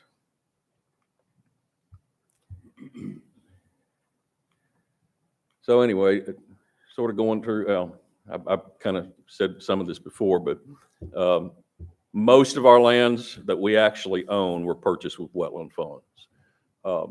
And again, they can be used for acquisition or maintenance. In recent times, it's been up around 20 million a year. So, you know, it's really increased. It wasn't that high just a few years ago. There are a few upland areas that happen to be pretty high biodiversity areas, important for conservation. We're allowed to use the wetland fund to buy in those areas. Scotts Gulf is one of them. North Cumberland's is another one.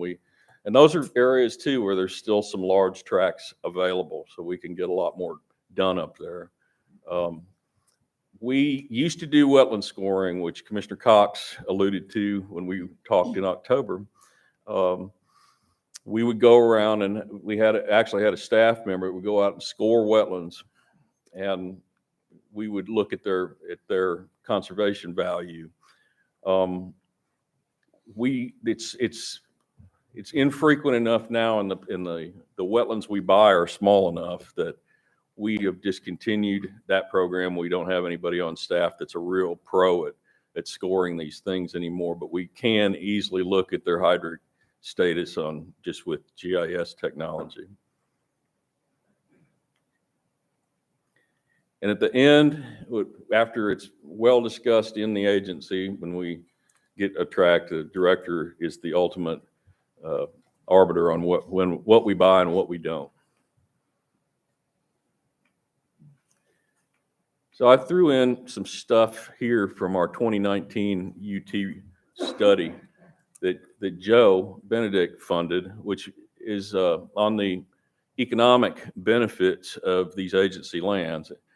And this was done in 2019. I can't really imagine what the numbers would have looked like if it had been done in 2020 when COVID was happening. But we have 3.4 million recreational days a year on our state lands. 64% of sportsman license holders use our state lands, which I thought was one of the more incredible things in this report. I just never would have imagined that. I thought many more people were on private property than that.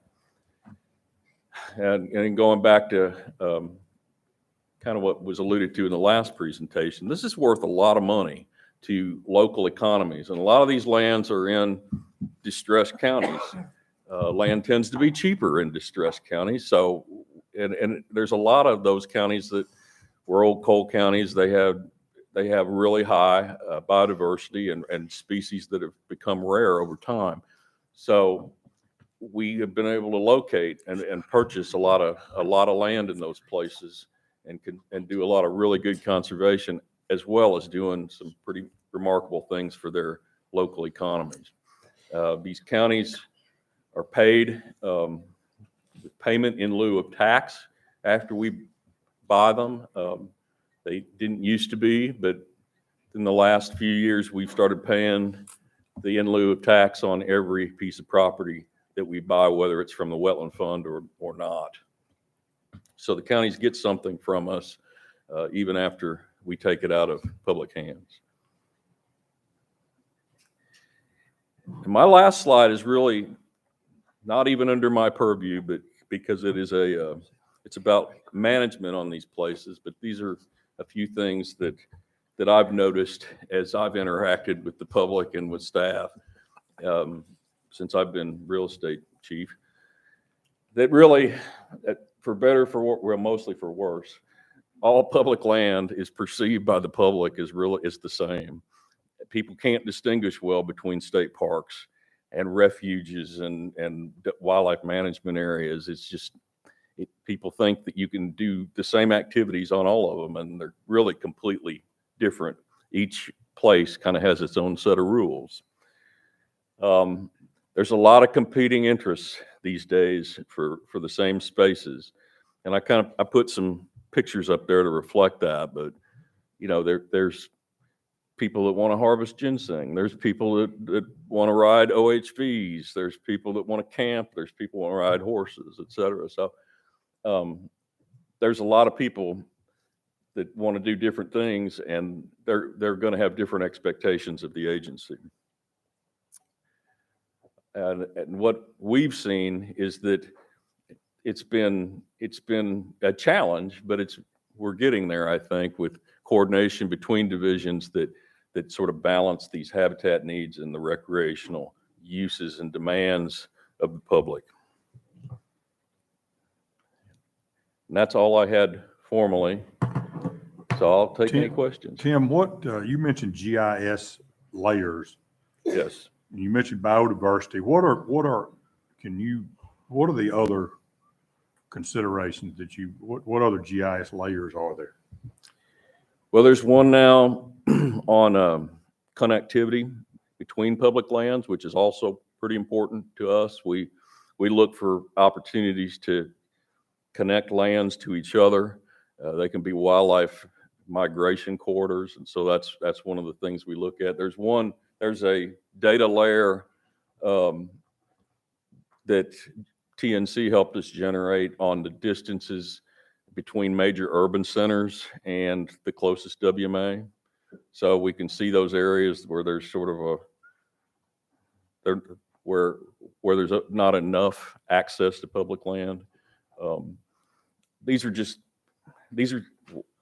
that wildlife legacy plan, which is the most recent plan that we've generated with the Nature Conservancy, is more of a web tool or a tool that they can use to superimpose layers to really focus on what areas are most important to us. But the conservation stuff is pretty heavy in those plans. So it's not all endangered species and that kind of thing. So you do look at, you know, if our R3, Jenifer and everybody's working hard on that, if there's not a place for people to hunt or fish on public land close to an urban area, then our efforts are likely to not be successful in those areas, or not as successful probably. So if you don't buy land and make that part of it, to me, a priority, then the future of hunting and fishing, if there's not a place for the public to go, is obviously not good, or it's better if you provide that. So that's why I think, and there's always questions about why we have to buy all this land. Well, if the public doesn't have a place to go and use it, and it's all private property, then I think that's your agency's doomed for failure. So I'm glad to see that you've got, when you look at it, you see the relationship to the population centers and to somebody to have it's like parks in a city, except this might be a wildlife management area outside. Any other questions that Steve? And you may or may not be able to answer this, but if you go back to the wetland fund that you were discussing, I know being on the development side, a lot of times we have to mitigate through payment if we're developing an industrial site, or if we find some potential bat resting areas in a forested site and that stuff, and that kind of thing, we have to pay fees. Is that where the wetland fund comes from?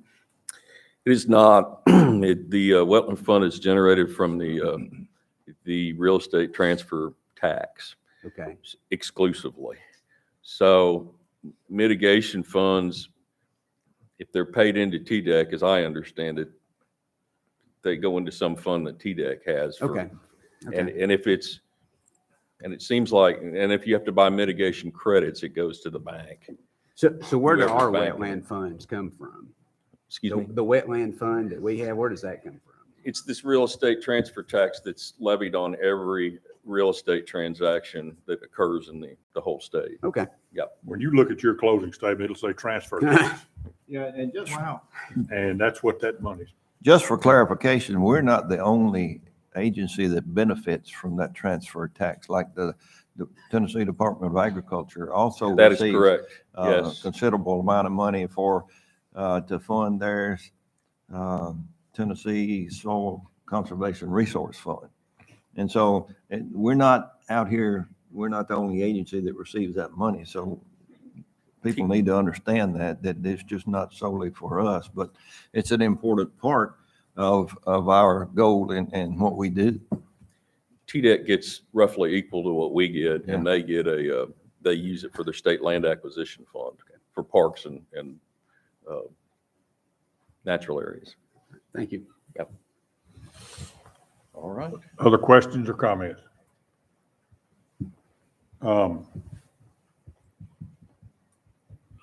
Let's see, I had a thought. Wait a minute. That's dangerous. It is. Oh, I'm holding my tongue. All right. Thank you, Tim. Thank you.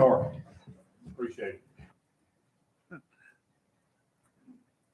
Oh, I know what it was. I had asked, sorry about that. One more thing. Don't get Yeah, too comfortable. I asked Tim about talking about each piece of property that's on his list for either in process or that we are interested in. And he's willing to do that, but there's some that we might not want to put out to the public because it might cloud the issue or something like that. So, and there's several commissioners have voiced to me an interest in knowing about the land acquisition and that kind of thing. And I would like to do that perhaps in executive session sometime, Mr. Chairman, and go over these properties and let Tim go into detail about what they are and how much they are and why we need them, that kind of thing, if you don't, sometime in the next month or two.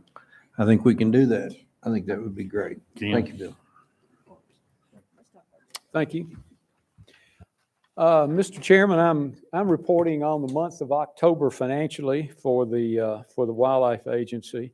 At the top of first sheet or first slide, next slide, I guess, the boating fund, the registration income is actually almost $650,000 more than the projected amount for the fiscal year. The expense to budget thus far through the fiscal year is 21% of the allotment.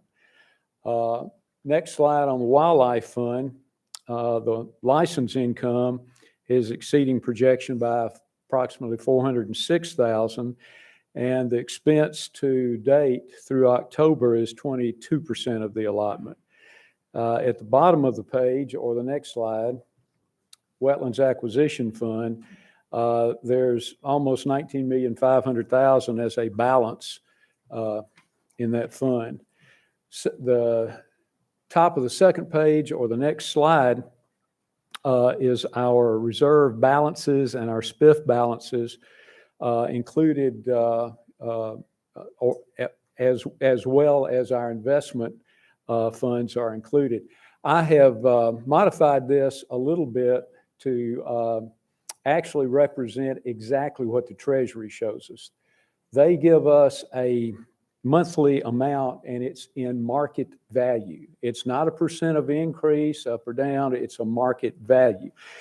And when you transfer large sums to the investment, which we did on 2 occasions this year, one in August and one in October, it kind of skews that percentage on a year-to-date basis. So what you see here is a year-to-date change, is an inception-to-date change on those various funds. And you can see what the actual balances are in each of those. So there's a difference in market value and gain. Well, the gain should be the difference between market value and inception.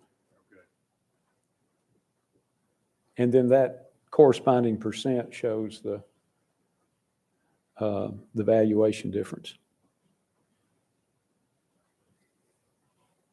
All right, any questions? I've got one on the previous page right quick. What is the actual previous year compared to where we are actual year to date? Do you have that? It would be a little higher in both the projection. I have it. It'd take me a minute to find it and show it to you.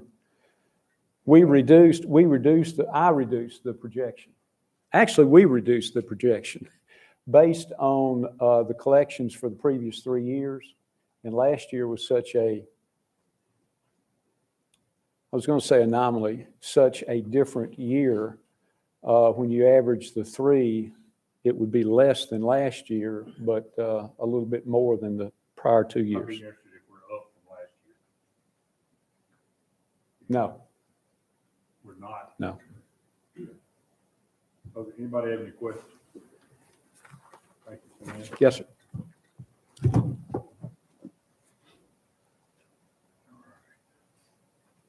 Who we got now? Josh Campbell.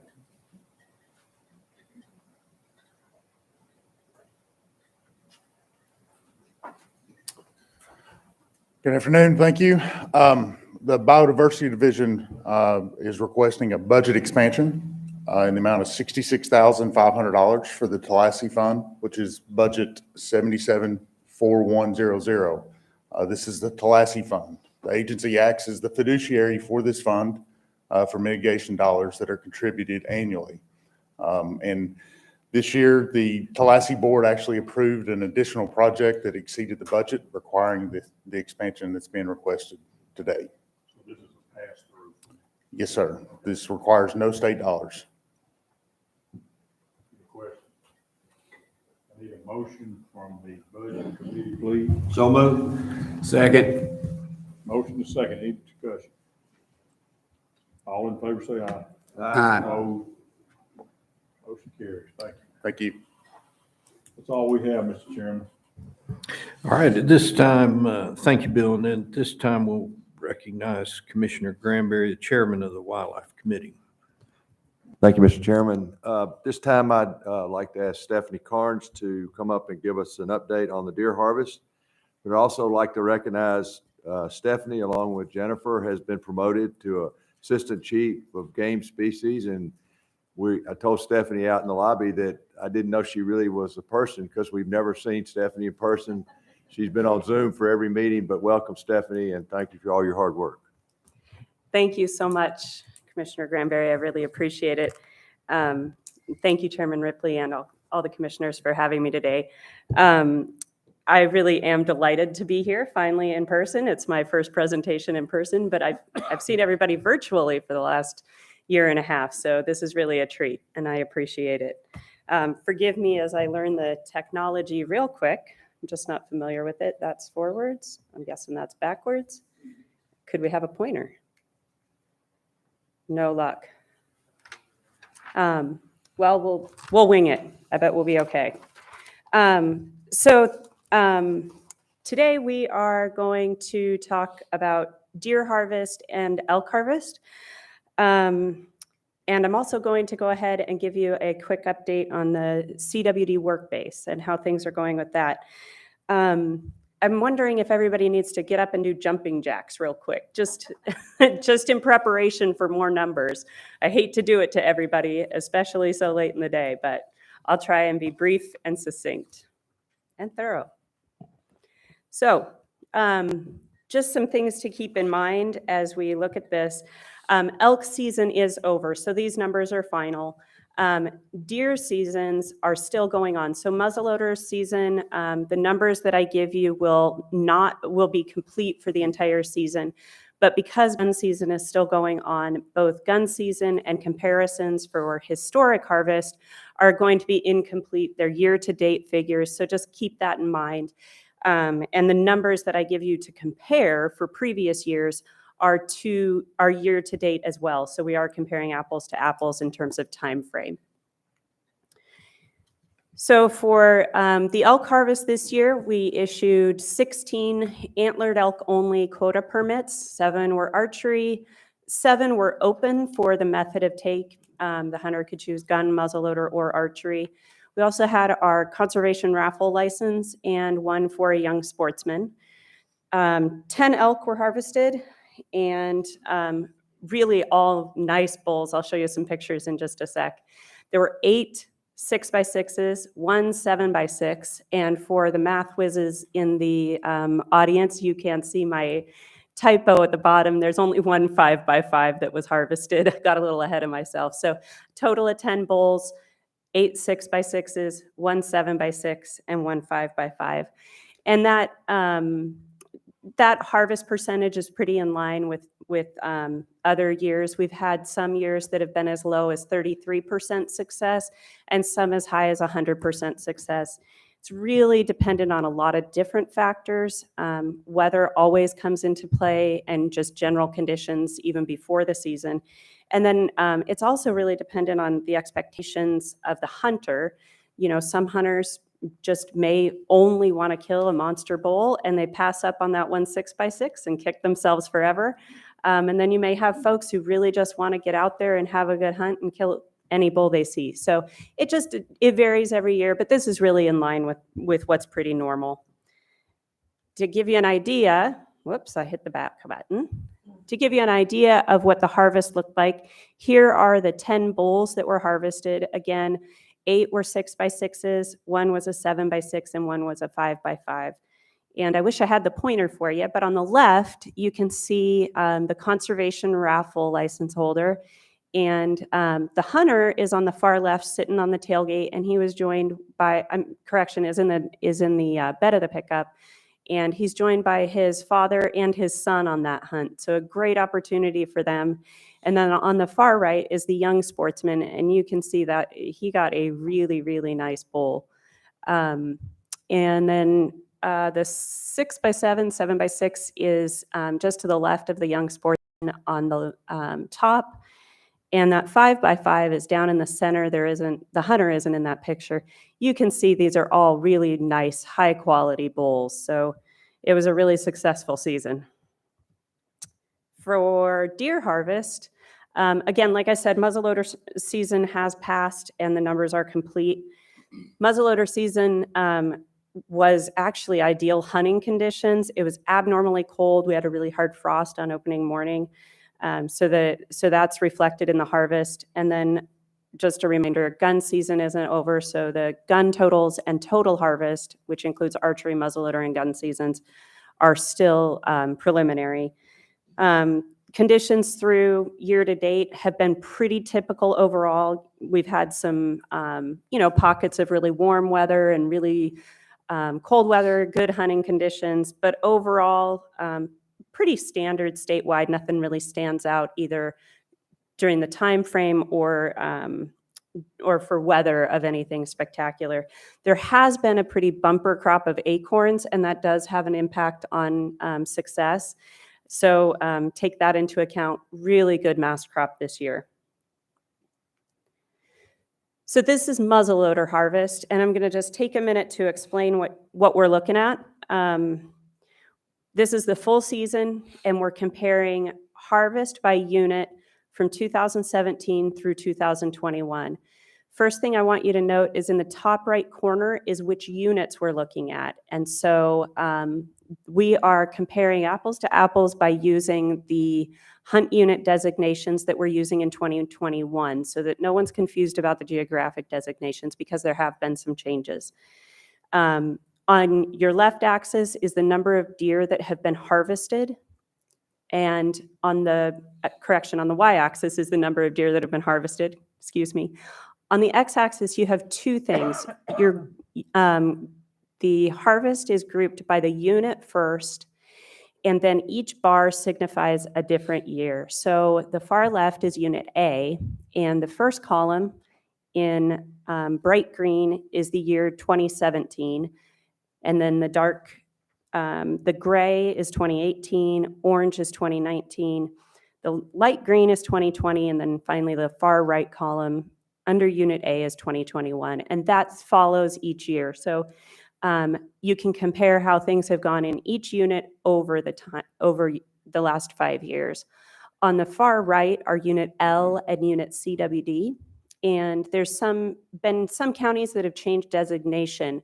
So you might wonder if the changes in harvest are associated with the county designation or if it's something else. And the reason for the huge jump in muzzleloader harvest between 18 and 19 is because of the change from using only muzzleloader to being allowed to use gun during muzzleloader season with the designation of unit CWD. So you can see the dramatic increase in harvest when we went to using gun in 2019. So we had a huge jump in 2020 because of COVID, just like everywhere, and all the harvest, and we have continued to increase from normal again this year. So really good success during muzzleloader season. And again, here is gun harvest year to date. Up in the top right corner is that map, so you can tell the unit designations. Some things to look at, all of the things on this graph are all the same. Your y-axis is the number of deer that were harvested, and then each bar represents a different year. So 2017, again, is in that bright green color. And one thing to keep in mind is we do still have quite a bit of harvest to come. Much of the harvest comes during the holidays when kids are out of school and the weather is really good, deer really moving around, and food is less available. So some things to notice on the far right side in unit L and unit CWD, during that orange column, which was the year of 2019, that was the first year after we detected CWD in the state, and we did have a significant decrease in harvest. You can see that in 2020, the next year, the darker green, harvest rebounded with COVID and has leveled off a bit this year. And this is year to date. But the good news is that it is in fact higher than 2019. So we are seeing people coming back into hunting after the detection of CWD. So these are just year to date, something to keep in mind, preliminary numbers, and we'll have hard numbers for you after the season's done. And this is total harvest, including archery and muzzleloader across the state. Similar numbers in that we had that big drop in 2019 and have rebounded, had a huge rebound in 2020 with COVID, and then evened out again this year. So the good news is that it does look like our incentives are keeping hunters hunting, and people are rejoining the hunting ranks, particularly in Unit CWD. Moving on to the Madison County work base, we are making big strides and moving along very rapidly. The orange check marks are things that have been completed. So the property has been purchased. That's in Madison County, about 5 acres. We do have first right of refusal on another 5 acres adjacent. The contract with the crematory is complete, and the final drawings are complete. They have already sent some items to their manufacturing plant to get started, and all of the components of the crematory have been secured. There are some supply chain issues that have resulted in a little bit of creativity, but we've got those ironed out and everything has been secured that we need. So we've been working really closely with the manufacturer. For the associated infrastructure, the sampling facility and the vehicle equipment storage, that kind of stuff. We received bids from design firms last week, and we anticipate selection soon. We are hoping to have that done actually by the end of this week, with a kickoff meeting most likely after the beginning of the year. And then permitting is always a complex process, but we are so grateful to our partners with the City of Jackson, Madison County, and also our state partner agencies, especially TDEC, for helping us streamline the process and helping us through it. So we anticipate that the crematory will be done by June of 22. That's in the contract, and we're comfortable with supply chain issues. Fully operational in fall of 2022, as I'm sure everyone can understand, especially those who have some kind of connection with construction. We're going to run into some problems with supply of some basic materials. So again, we're working on being creative with our partners in that. And with that, I'll ask if anyone has any questions. Thank you very much, Stephanie. And do I see any questions from any of the commissioners? Commissioner Baloo? Yeah, I don't have a question, I just got a comment on that Sure. 6x7. Grant Gwynn, I'd just like to say congratulations to him. He's my next door neighbor, Hey, that's a good great. friend. He was very excited to get drawn and harvest that. So, That's wonderful. congratulations, Grant. Congratulations. That's a dandy buck for sure. Commissioner Cox? Oh, Were there any archery, who's the biologist? any Excuse archery me. kills in the elk? Archery kills in elk. Yes, that's a great question. Give me just. I don't see any bows, so I just wondered. You know what? I don't have that right in front of me. The elk biologist, Brad Miller, did give me that information, and in the interest of simplicity, I didn't bring it with me, so I apologize. I'll get it to you just shortly. Commissioner Box? Yes, Stephanie, are any of those elk that were harvested tested for CWD? All of our elk are always tested for CWD, including roadkill or anything that dies from natural causes. So yes, and we have never detected CWD. Great, thank you. Thank you, Stephanie, and we look forward to having a permitting party in Jackson with Commissioner Box when we drag that permit from the city, and we'll celebrate since we didn't have to have a planning commission party. So thank you very much, and we're glad to see you in person. And Thank you welcome. very much, Thank you. Commissioner Gregory. Congratulations on your promotion. Thank you.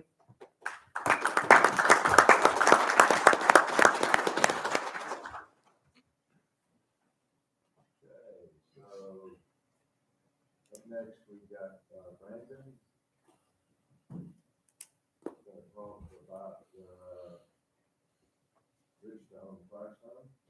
My mic on. Brandon, we're going to talk about Bridgestone. Yeah, so what we're doing here, we're asking the agency to brief us on the plans moving forward for Bridgestone-Firestone. Region 3 Wildlife Program Manager Brandon Weir will give us a complete update on a schedule that's got no more TBDs inclusive to the schedule. And at this time, we'll ask Brandon to deliver that presentation for us. Thanks. Okay, thank you, Commissioner Granberry and other commissioners. Thanks for having me here to give you an update on the forest conversion project at Bridgestone. But before we get into the specifics of the project and our timeline, I just wanted to speak briefly about why we're doing this and kind of how we got here. So let's get started with that. First of all, why are we even talking about managing the forest at Bridgestone or converting the forest? As it's been mentioned, I think here earlier today, and everybody in this room knows, are the agency responsible for managing the wildlife species, wildlife populations across the state, and that includes their associated habitats. So we don't just manage them through hunting regulations and season settings, we manage the habitat to meet those requirements that they need. So along those lines, it's also been mentioned that we are governed by or guided by a strategic plan, which is habitat-based. Now, the idea behind that habitat-based strategic plan is that if we can provide the right conditions to meet the requirements of those wildlife species that we're managing on the ground, then we'll have healthy, sustainable populations of wildlife throughout the state. And that plan goes into detail and mentions several broad habitat categories, but two of the primary ones that are found at Bridgestone and that we'll talk about here today are forests and grasslands. So with forests, actually, we own or manage in our WMA system about 5% of the land in Tennessee. So 95% is in private ownership. So if we're going to have any positive impact on wildlife, we have to do everything we can to manage that habitat to the benefit of multiple wildlife species on the lands that we have in our control. Of those WMAs, probably 80% of our lands are forested. So we naturally have to manage those forests on our WMAs and not just leave them unattended if we want to manage for a diversity of wildlife species. Now with grasslands, they're in shorter supply. We don't have as many grasslands on our WMAs. So we've identified specific habitat goals and strategies to address that. And one of the main goals is to maintain or increase the grasslands that we have, which would include shrub areas, savannas, other early successional habitats. And one of the main strategies to do that we have to do, is to convert some of our forests to high quality savannas and other grasslands. That's not just going to improve habitat conditions for quail or songbirds that need grasslands or shrublands, but also those popular game species like deer, turkey, rabbits, and others that we're all interested in. And maybe more importantly than that, or in addition to, 74 species of greatest conservation need have been identified that their habitat requirements are directly linked with, or they need these grassland habitats to survive. That's a problem because our native grasslands across the state and throughout the Southeast have been in decline for decades, probably a century. But we've lost over 99% of those grasslands, including savannas and shrublands, throughout the Southeast, and specifically on the Cumberland Plateau of Tennessee. We've lost at least 99% up there. Along with those habitat declines, we're also seeing drastic declines in those wildlife species and populations of wildlife that are directly linked to these habitat types. In addition to our strategic plan and our mission to manage the wildlife of the state of Tennessee, we have species-specific plans like our elk plan or turkey plan or bear plan, but in this case, we'll talk about a quail plan. And our quail plan uses a quail focus area and anchor WMA approach that you're all familiar with. We've identified these quail focus areas across the state where we have some quail and some occupied quail habitat, but we've identified the opportunity to increase the quantity and quality of that habitat with the hopes that we can ultimately boost quail numbers and improve quail populations across the state.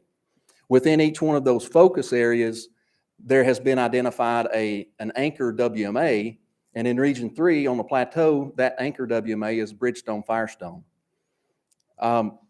Again, we have to do all that we can to improve the habitat conditions on the ground on those areas that we can influence, like our WMAs. That's why it's an anchor area, with the idea that if we can improve the quality and quantity of habitat conditions there first, we can help those populations grow and then expand those efforts throughout the focal area around that WMA. So within the quail plan, we've identified several strategies to try to address those habitat goals. The first, we want to increase, like I said, the quality and quantity of these habitats on anchor WMAs 5% a year. The second strategy is to convert at least 1,200 acres of forest to early successional habitat each year in each region. And we're not coming close to that most years in most areas. Our third strategy is to aim to reduce basal area on those forests that remain, specifically on these anchor WMAs that we're talking about. Why do we want to do that? Is to get more sunlight to the ground. We need to open up the canopy on our WMAs, especially on these quail anchor areas, to allow more sunlight to get to the ground.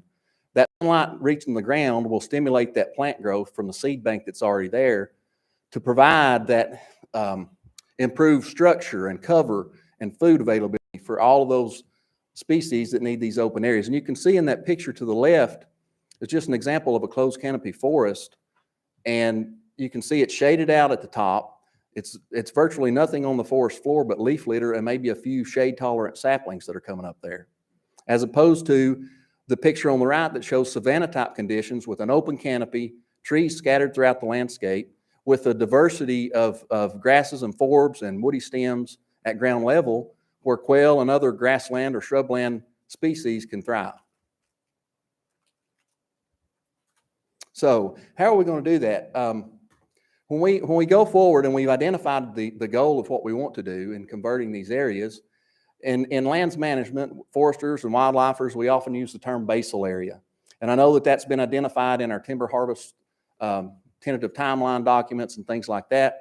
But it's a common term that we can use to talk about the trees in a forest stand. Basically, if you picture the trees in an acre that are standing on a piece of forest and took a cross section of all those trees at breast height, at about 4.5 feet high, you measure the diameter of each of those trees and get an average or a total of the area covered by those trees expressed in square feet per acre.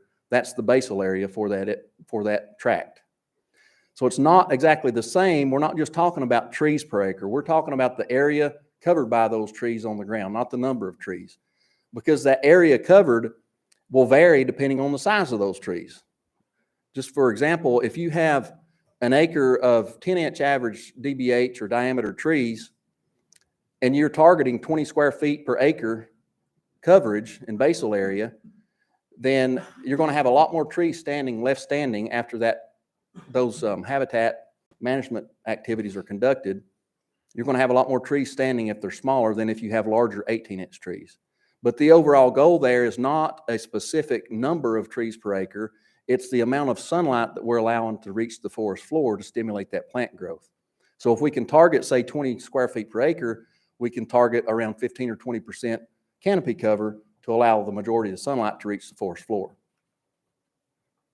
And we're talking about doing this forest conversion at Bridgestone-Firestone WMA. Again, it's one of our quail focal areas, quail anchor WMAs. It's located in White and Van Buren counties on the plateau near the Cumberland County line. And you can see it's divided into two units, the north farm unit and the Big Bottom unit to the south. It's basically bisected by the Caney Fork River, dividing it in two halves. And that Caney Fork is a steep, deep river gorge that divides that area. There's a conservation easement on the north on the farm unit. And that river represents a significant obstacle for wildlife migrating or trying to colonize from one side to the other. So we have to manage this as two distinct units on this WMA. So we have done some habitat improvements on the farm and on Big Bottom, but when we're talking about species management or habitat improvements, we really need to be working separately on both those areas, especially when you're talking about small species that don't disperse very far to begin with. They're not going to travel across the entirety of that WMA. So we need to improve the habitat conditions where they're found now. This is not some new concept. It's not new at Bridgestone. We've actually conducted previous forest management and forest conversion projects on Bridgestone throughout the years as far back as 2010. Again, it's not the first time that we've done this. We're trying to continue those efforts and increase the quantity and quality of habitat, early successional habitat at Bridgestone. So the current project that we're talking about, this forest conversion, would occur over the next 3 to 5 years, and it would occur simultaneously on both the farm and Big Bottom units, so on the north and the south side of the WMA. We plan to do this in 3 phases, and each phase would be approximately 1 year. Those contracts would go out for bid, be awarded, and once they are awarded, they would run for 1 year for operations. And of course, they may be extenuating circumstances, like we've all seen with COVID, supply, equipment, manpower. There may be extenuating circumstances where those would have to be extended, but the target would be for each one to be completed in a year once the operations begin. It's going to look a little bit different on each of the 2 units because of the forest stand composition that we're dealing with and the conservation easement on the north end. On the farm unit, we have the conservation easement. We also have mixed hardwoods and shortleaf pine. And so there we're talking about, again, allowing more sunlight to the ground. So our target there will be 20 square feet per acre basal area, which would result basically in savanna conditions throughout the farm unit. On Big Bottom, on the south side, that's old timber company land. So it's mostly commercial loblolly pine plantations. That's a monoculture of pines, does very little as far as providing diversity structurally or habitat-wise for wildlife. So we're talking about a complete forest conversion there where we remove those trees and convert it back to old field conditions. Basically, it would be a grassland, shrubland type habitat suitable for those species where that's lacking. Again, this is just to reiterate what we've already said. This habitat management is directed by our TWRA strategic plan and our quail strategic plan. Before we begin any operations on the farm unit, we will resurvey, and actually that, I believe the bid process has just been completed. That survey will be conducted next month, where we'll go back, a third party will resurvey the 1,600-foot elevation line, the rim line at the Caney Fork River Gorge, and the buffer zone of 1,000 feet from that rim line, so that we will not conduct any operations or remove any trees within 1,000 feet of the rim line as outlined in the conservation easement. Again, this is what the 3 phases would look like with the targets. Phase 1 would begin in 2022 and run for a year. Phase 2 the following year, and Phase 3 the year after that, both being conducted simultaneously on the farm and on Big Bottom. But these numbers in the chart represent the approximate maximum acres. Once we get in there and the timber is cruised, the stands are marked, and operations begin, those will likely decrease as we will want to follow best management practices and avoid stream crossings, rock outcrops, caves, karst areas, places where we would not want to remove the trees anyway. So this represents that external boundary of the stands we've identified to convert. Numbers will be smaller than this. This map shows, again, both units, but here you can see the conservation easement with that rim line identified in red, that 1,600-foot elevation line. The buffer zone, the 1,000-foot buffer zone to the west of that, where we will not be conducting operations. Next, you can see those timber forest conversion areas identified in the 3 phases on both units. You have 1, 2, and 3, which would show the order of operations on both the farm unit and the Big Bottom unit. And you can see here, I believe they're supposed to be on the north side. The goal is to connect the already open farm unit portion here that already has quail occupying it, and the area that has been previously converted from loblolly mixed stand to old field conditions. By doing these 3 phases, we'll connect those 2 areas that are currently occupied by quail. And on the south, again, we're improving conditions here where it's been previously thinned, tying all this in where there's some existing quail habitat on this side. So both of those projects over the next 3 to 5 years would drastically improve the quantity and quality of available habitat there on our quail anchor area. And we've seen through studies that you have to provide this in close proximity to where it's already occupied and where you already have quality habitat, because they're not going to disperse cross country and go find these areas. So that's why we're trying to link these up, and that's why we're trying to do it on a scale that will have a positive impact. So phase 1, again, we've already conducted the timber inventory and some of the stand delineation, but that survey will be conducted in January, surveying the rim line and conservation buffer. We'll advertise for 30 days beginning in February, and then that contract can be finalized in March of 22. That means that timber harvest operations or forest conversion could begin in April, and with the target goal date of April the following year in 23 to end the first phase. The next 2 phases, we hope to start a little bit sooner. We will do our timber stand inventory and stand delineation starting in November. Hopefully we won't see the same delays. We'll be able to advertise a little bit sooner, which would mean each step would move back a little bit. So harvest operations there, we hope, can begin in March of 23, concluding in 24 for phase 2, and then the following March 25, complete the 3rd phase, with the realization that circumstances might arise where those need to be extended beyond those dates. Again, just in summary, this is directed by our strategic plan. That's why we're doing this.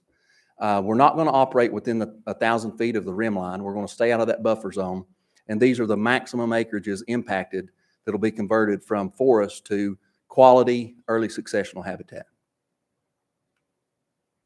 Any questions on any of that? Brandon, thank you very much. Wally, I know you've been deeply involved with this process, and this is a great plan. We're in direct communication with our trustee at the Feddersen, who's our conservation easement trustee, Director Wilson has made contact with the appropriate folks at Bridgestone and is communicating directly with them and hopes to take his team down there sometime after the first year and make this, probably this same presentation, just to keep the folks at Bridgestone who gave us this land informed. And we really look forward to this process proceeding as presented to the commission. And at this time, one of the things, once we get that line surveyed, I think there's been some interest from the commission of actually doing a field trip to see that, hopefully before the foliage gets back on the trees and we can observe that line. And the Caney Fork River Gorge is just fantastic, beautiful location.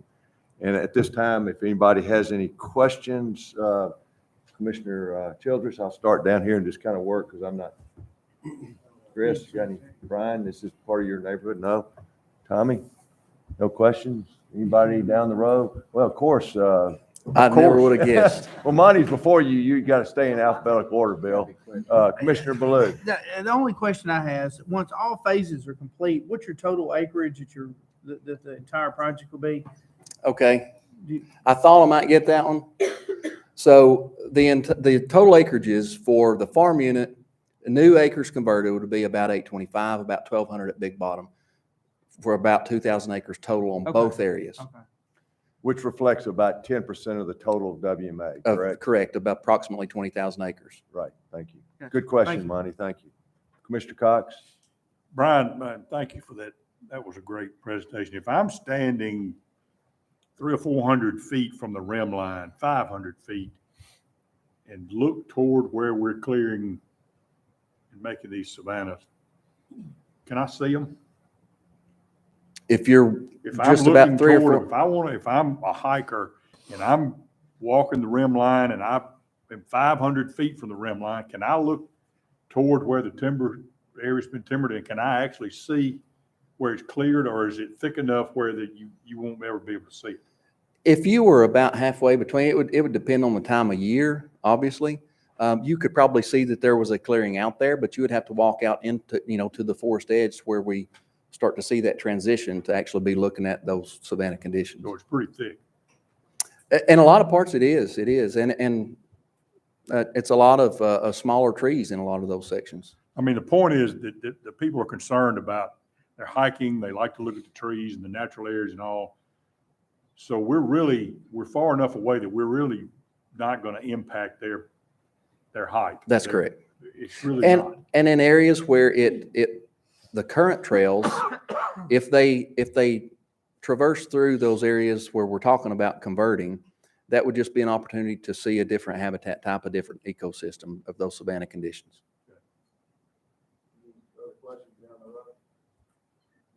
Brandon, again, thank you very much for this wonderful presentation, and we look forward to seeing this process executed as per the plan. All right, thank you. Thank you.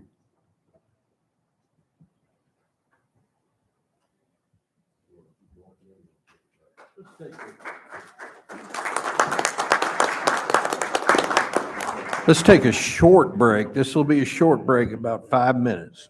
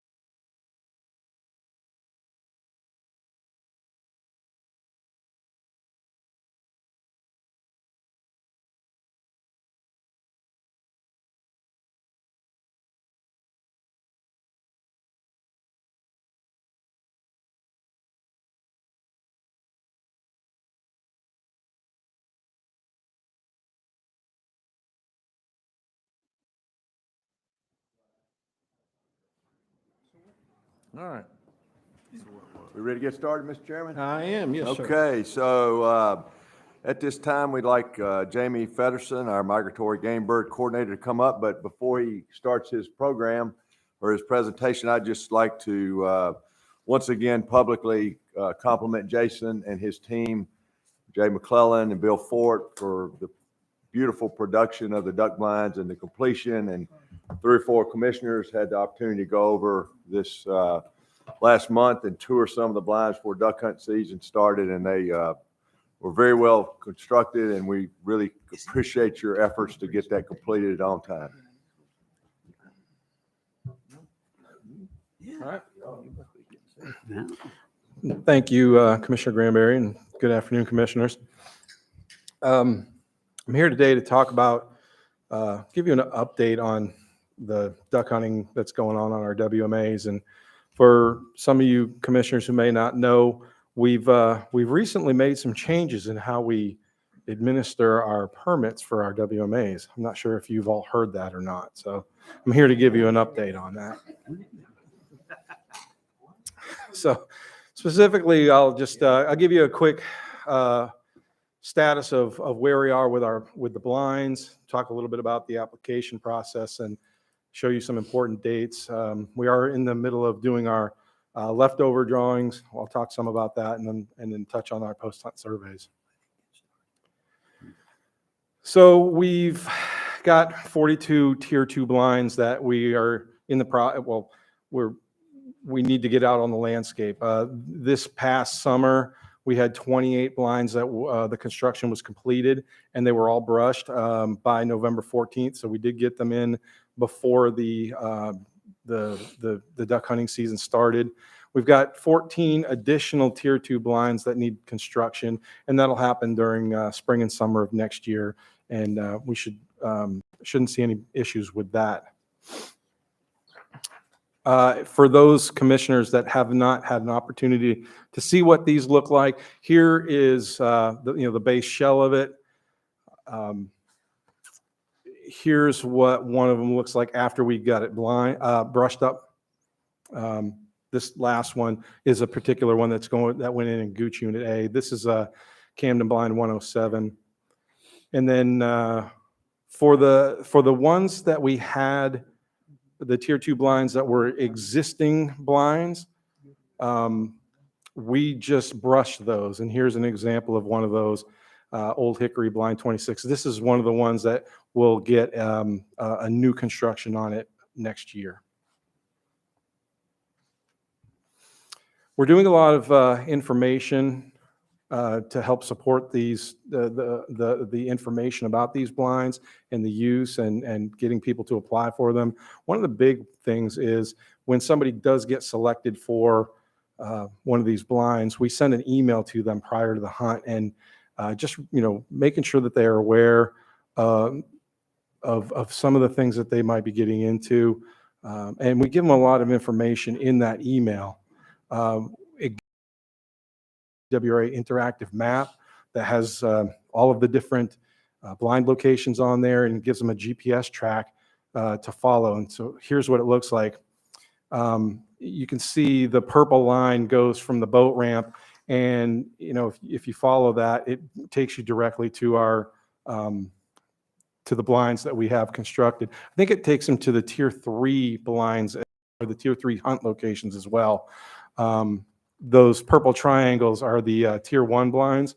So we don't have any tracks going to those, but the tracks you see go to I think the Tier 3 and the Tier 2 hunt locations.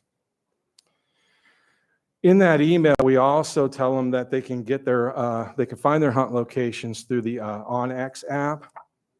And if you go to the OnX app, it was hard for me to zoom in really well to get you a good picture of it, but I think you can probably see, well, yeah, oh, there it is.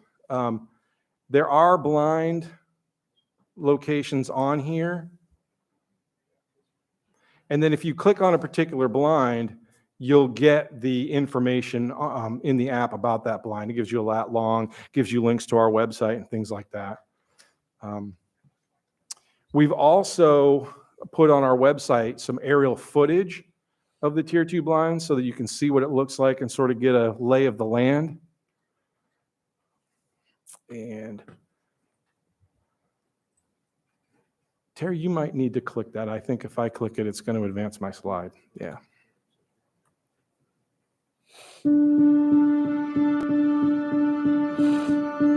And in it, we've provided some additional information, like, what type of access. You need a boat to get to this one. The blind faces east.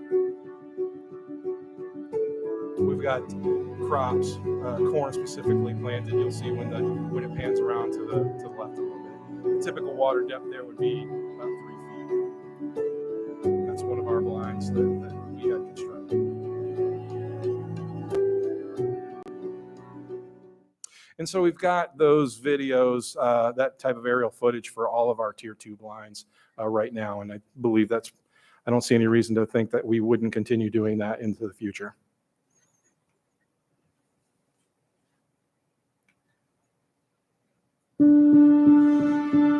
There we go. So moving on, I think most of you have already seen this before in some previous presentation, but our application periods to apply for those blinds, and not just the Tier 2 blinds, but also the Tier 3 hunt locations, and then some of our other quota areas also. You would apply for those during these application periods. As you can see, we just finished up accepting applications for the late segment. Each one of these segments is about 20 hunt days in the season. So we've just finished earlier this week accepting the applications for the late segment. On Monday, we had our leftover drawing for the mid segment, and I'll talk a little bit more about that in a few minutes. And then, so we should be getting results out to folks. What's the 20th? I guess it's Monday. So we're moving right along, getting, this machine is moving fairly well and fairly easily right now. Just touching on the early drawings, here's sort of a breakdown of how the permits were distributed across the state. We had 7,537 applications. We awarded 1,592 permits. Now, that doesn't mean that's the number of locations that we had.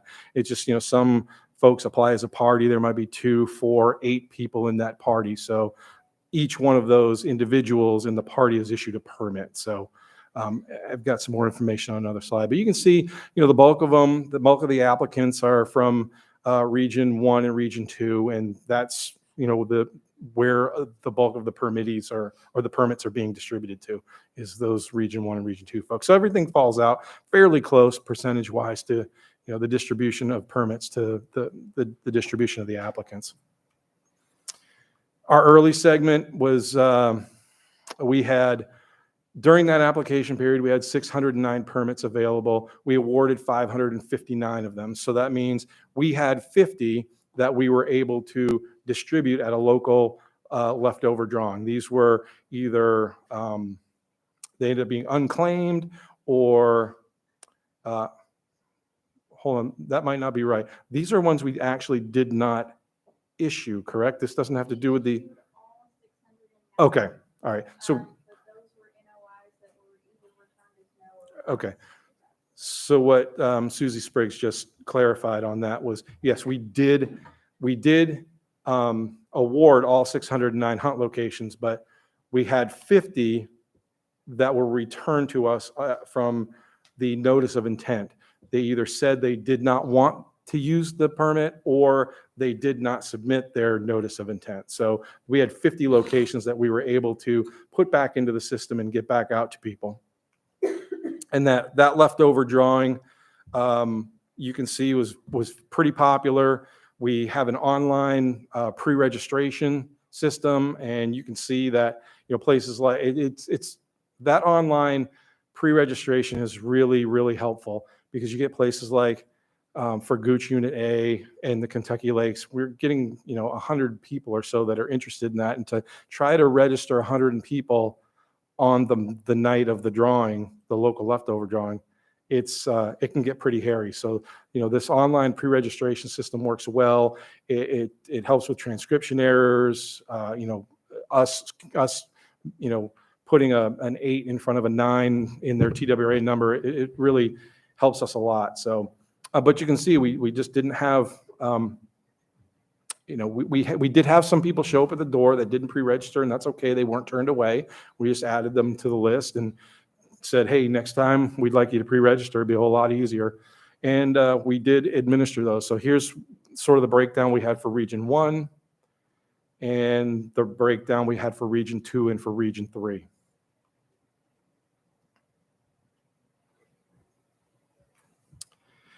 For the middle segment, the numbers are kind of the same for what they were during the distribution numbers. We had about 200 less applications, but that's okay. But the distributions are pretty similar to what they were in the early segment. And proportional, what we awarded was proportional to where the applicants, the regions the applicants came from. And so our middle segment, we haven't even started hunting our middle segment yet. And like I said, we just finished with our leftover drawing on Monday. So we had 588 hunts that were available. And again, Susie's going to nod, and yeah, we awarded all 588 that were available, and we had 561 that were actually awarded. So we had 27 that people returned. And our local leftover drawings for those, again, still pretty popular. We had a lot of folks show up for them. You can see there are a lot more day of draws, zeros, because I think those people pre-registered. And so I think we're starting to get, I'm hoping that the next time we see this, that day of draw, we're like looking at 1 or 2. So, but it's working. And we issued out all of the leftover permits. Here's your breakdown for Region 2 and Region 3. And just a reminder, here's your late segment. We have 603 hunts to award. We haven't done the drawing yet, like I said, and we'll probably update you on that sometime later. Post-hunt surveys, if you'll recall, we did make it a requirement that everybody that was issued a permit to hunt one of these locations, that they would be required to do a post-hunt survey. And we have it so that it's required within 10 days of the end of their permitted hunt. We send 3 emails to them, reminding them that they need to go on and get it back into the real system and do their survey. They're required. It's a requirement. If they don't, they're not eligible to apply next year. And from our side, it's, we're interested in getting information on use and satisfaction. What I can say is we are receiving postseason surveys. We haven't really looked at any of the numbers. It's still like really super early for us to have any good numbers to provide you on that. But I would imagine that we would provide some of that information to you at a future meeting, if you so desire. And with that, that's a pretty basic update of where we're at with our WMA waterfowl hunting, and I'm happy to entertain any questions. Jamie, thank you on the behalf of the Wildlife Commission, the whole commission. This is a lot of data. The data is always very compelling and telling to see where the people are applying from, who's getting the hunts, and the interest level is also really strong on those that are not getting picked. So we appreciate the hard work to bring that data to the commission for our, consideration. So any questions, Commissioner Baloo? Yeah, I've got some questions. First of all, the handheld draw that occurred this week in Region 1 that went awry, tell the commission what happened there and what's the results of it now and why did it occur? I might have to defer that to somebody else because I'm not sure which handheld drawing went awry or why. So I'll take that one, Mr. Chairman.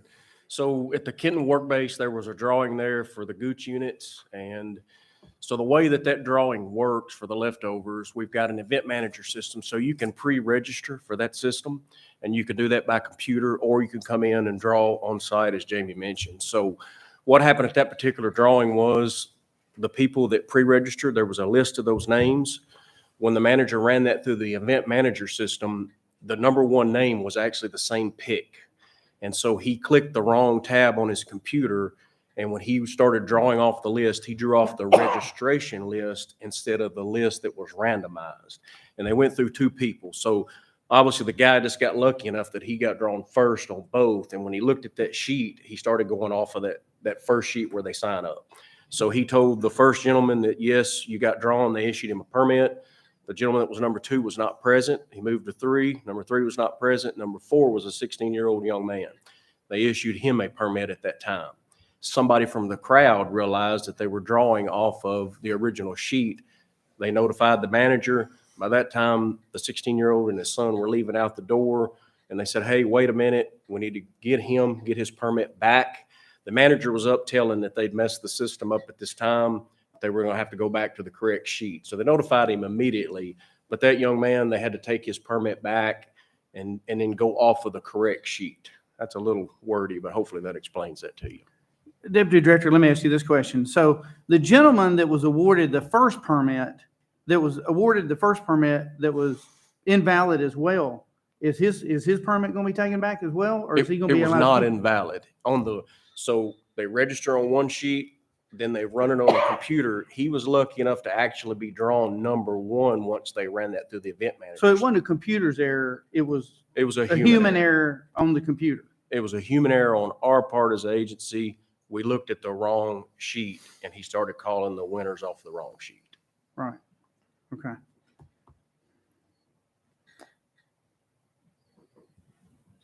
Okay. Commissioner Blue, Yeah. So Jason, I think it would be important for the public to know the end result of what happened. I know you've made a conversation with a young man last night, and I think the end result is really worth the commission knowing the end result. Yes. So he's reached, the young man's father's reached out to a couple commissioners. He reached out to you, Commissioner Blue. He reached out to Commissioner Box. He also reached out to Commissioner Childers. Commissioner Childers and I called him by phone last night, spoke with him, and he obviously said he was upset. He wished that somebody would have explained that process to him better. But I think Commissioner Childers got a good text from him today. We followed up. There was a hunter there that actually drew that same blind and actually gave that blind back to that 16-year-old boy. So he's going to end up getting to hunt the blind because another hunter was generous enough to give him that blind. I did. And I would like to read a text. I talked to the gentleman last night, and I talked to him again this morning as well. And his sentiments, well, first of all, let me say this. I was on the way up here last night, and my wife was driving, so I had a significant amount of time to think about this. And I've thought about it a lot, this duck blind drawing system, because number one, it's been my life since I was about 5 years old, number one. Number two, I get reminded of this situation about 2 or 3 times a week, as well as some of you all do as well. I don't agree with some of this. A song came on the radio last night, so I wanted to say this. Since we're up here in Dolly Parton country, I will always love you. I don't agree with this, but I always love y'all. So with that being said, I want to read what this gentleman sent me this morning at 10:39. He said, "Dear Commissioner Blue, as we talked last night, I believe if we can have an in-person leftover draw, we can also have an in-person season-long draw. Also, if our name was in the barrel, this heartbreaking experience would not have happened. I like the idea of stopping the buying and selling of blinds in Tennessee on public ground. I don't think the process that we have endured this year is the answer. I'm appreciative of the commissioner's efforts to give more opportunities, but I have less opportunity due to no blind hopping. I live within 10 minutes of Gooch, WMA, and have never been drawn for a blind, not even this year. I have blind hopped Gooch 15 to 20 days a year, and I've had a lot of success. I don't know what the answer to this is, and glad I don't have to make that decision. However, if there is a way to delete the emotional roller coaster that my son endured Monday night, I would ask that we do all that we can." So with that being said, my next question is, What happened to the Brant system? Explain that to me on the tier 2 surveys of exactly what happened to that malfunction. Yeah, again, I'm going to have to pass that on to somebody else, I think. Right, I'm talking about the post-hunt surveys, the email that we got something about earlier this week, that there was a malfunction with that as well, and it wasn't going out properly. Commissioner Blue, would it be all right if I made a kind of a comment back to your first part? Sure. The leftover draws were kind of a request by the locals, and I just want to go back and say that on behalf of the commission, because that's something the commission asked us about previously, probably before you came on. They wanted to keep those leftover draws local, so it would give the locals an opportunity to be able to show up for that. So I wanted to kind of come back and say that's why we did that process. What about the Brant system? That's what I want to know about. I'll address that one, Commissioner Blue. So we had an issue with the programming in the brand system when. Turn your mic on. In allowing for, excuse me, start over there. So the issue occurred when Brant was removing some award permits from those hunters who had said no to their NOI. So that when we make the award, it also ties the system together to make sure that they're going to get the postseason survey and that they have the obligation to return it. So there was a screw up or an error, human error that happened while those permits were being removed. Other people's ability to access the postseason survey was also removed inadvertently. That is now being restored, and we will be extending the deadline for those hunters to get their postseason survey back to us, which is, I think, now functional. Currently, it is live. And again, we're going to extend the date for the maximum amount of time that we can allow to make sure that those people can get their postseason surveys back in and that they don't suffer any penalty of not being able to be in the draw next year. Okay. My last comment is, I like the tier 2 system. I believe it increases hunter opportunity. I think we need to have an in-person tier 1 duck blind drawing like we've always had, and I'll go into it, the reasons why in months to come.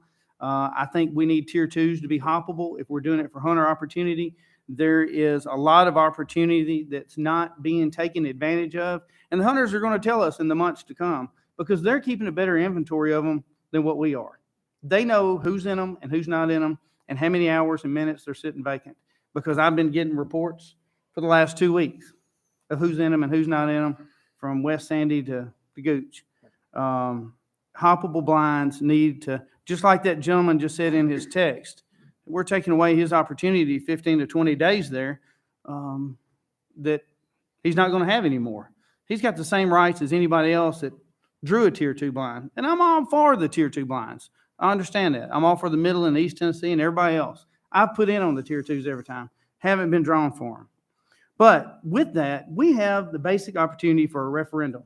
We have the opportunity to do this. I understand, is it too late to change or add questions to the tier 2 surveys that are mandated to be filled out? Yeah, I believe that's the case because it's, Okay. it takes a little time for Sure. the Brant to But it's program not, those in. but it's not for tier 1 blinds. Tier 1 blind surveys are not submitted till the end of the season, correct? Because they're 60 days. Right, that's correct, but Right. I'll defer to Susie if we could change it or not. Yeah, Well- yeah, so Susie's saying, yes, we could change Yes. that. Director, I am asking you directly. There's 2 questions that I want to see on that survey of the tier 1 duck blinds. Number 1 is in-person or computer draw? Do you prefer in-person or computer draw? Simple as that. And number 2, do you want tier 2 blinds that are hoppable? That's what we hear. I hear the most noise from of those 2 things. People want tier 1 blinds to be in person. And there's a lot, I understand there's a lot of things and angles that we need to talk about, and we'll talk about that in the months to come. But that's basically, we talk about hunter data a lot. It's as simple as that. I'd like to see the hunter data come back from tier 1 because, number 1, it's mandated that they fill this survey out and send back to us at the end of the season. The tier 1 hunters are the ones that are building the blinds, not us. They're the ones brushing them, decoying them, and hunting them probably 30 to 45 days. So can we do that? If that's the will of the commission, we can do that. So do I need to make a motion to that, or can the wildlife committee, or do I need to wait till tomorrow? Chairman? Actually, this is not on the agenda for today, so I don't think it'd be appropriate to entertain a motion on that today. Can we make it tomorrow though, Chairman? Let me look at the possibility of doing that tomorrow, and I'll let you know. Well, the only problem is, Chairman, if we don't do it this month, by the time we do it next month, it will not be able to be put on that Tier 1 survey. January will be too late. So, Hold on just a second.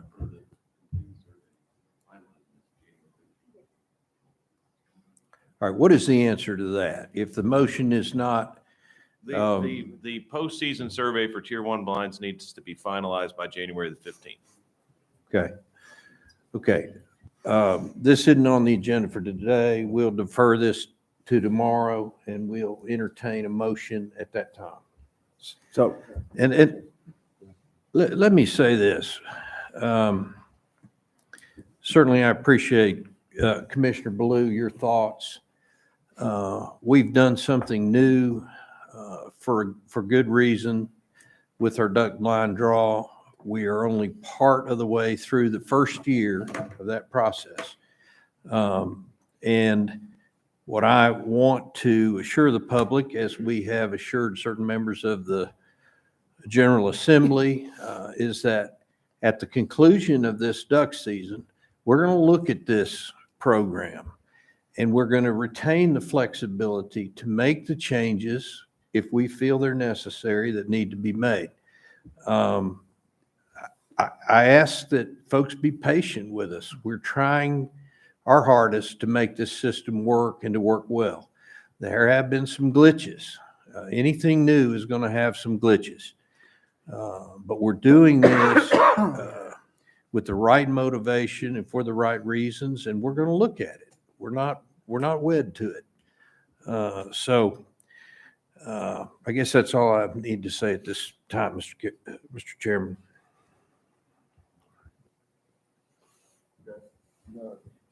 any more questions on this? All right, turn your mic on. Oh. Certainly think it's appropriate. Would you like to read it, Chairman? Commissioner Box? But thank you, Mr. Chairman. I know that we get a lot of negative, and that seems to be the overwhelming part of this change. But here is an email that was sent to Chairman Granberry and myself from an IT person in the state that is a duck hunter. And he starts out by saying, I want to take a minute to give you some feedback on the new blind draw system recently put into place. As a new duck hunter, I have followed this issue closely from the beginning, including attending the meeting last spring to provide public comment. I work in IT, actually for the state, and I am familiar with the many hiccups that can be associated with deploying a new system. And while I understand this system is not perfect, for me, my son, and our small group of hunters, this is a very welcome change to the blind draw system. We live in Nashville area and have drawn blind number 14 at Cheatham Lake for a mid-season hunt. Being new duck hunters, it is very unlikely that we would have been successful in the season-long blind draw for a very long time. We are not part of the well-connected local duck hunting community, so our likelihood of being able to join another group would have been slim. Having drawn this hunt will give us an opportunity, a term that is often used as the motivation for these changes, that we would not have otherwise had. We have visited the blind, planned our entry and exit routes, checked out the general area. The blind, in my opinion, is well designed, well brushed, comfortable, clean, and is well placed. We are really looking forward to this experience. Our situation is one of many, and I understand that West Tennessee is a different scenario. And he mentions Reelfoot and different others. My one concern is a small but very vocal group that bitterly attacks this program on the internet, fomenting bitter dialogue on websites frequented by Tennessee sportsmen. I'll not mention any names, and we fear that the vocal view will result in steps being taken to reverse this program.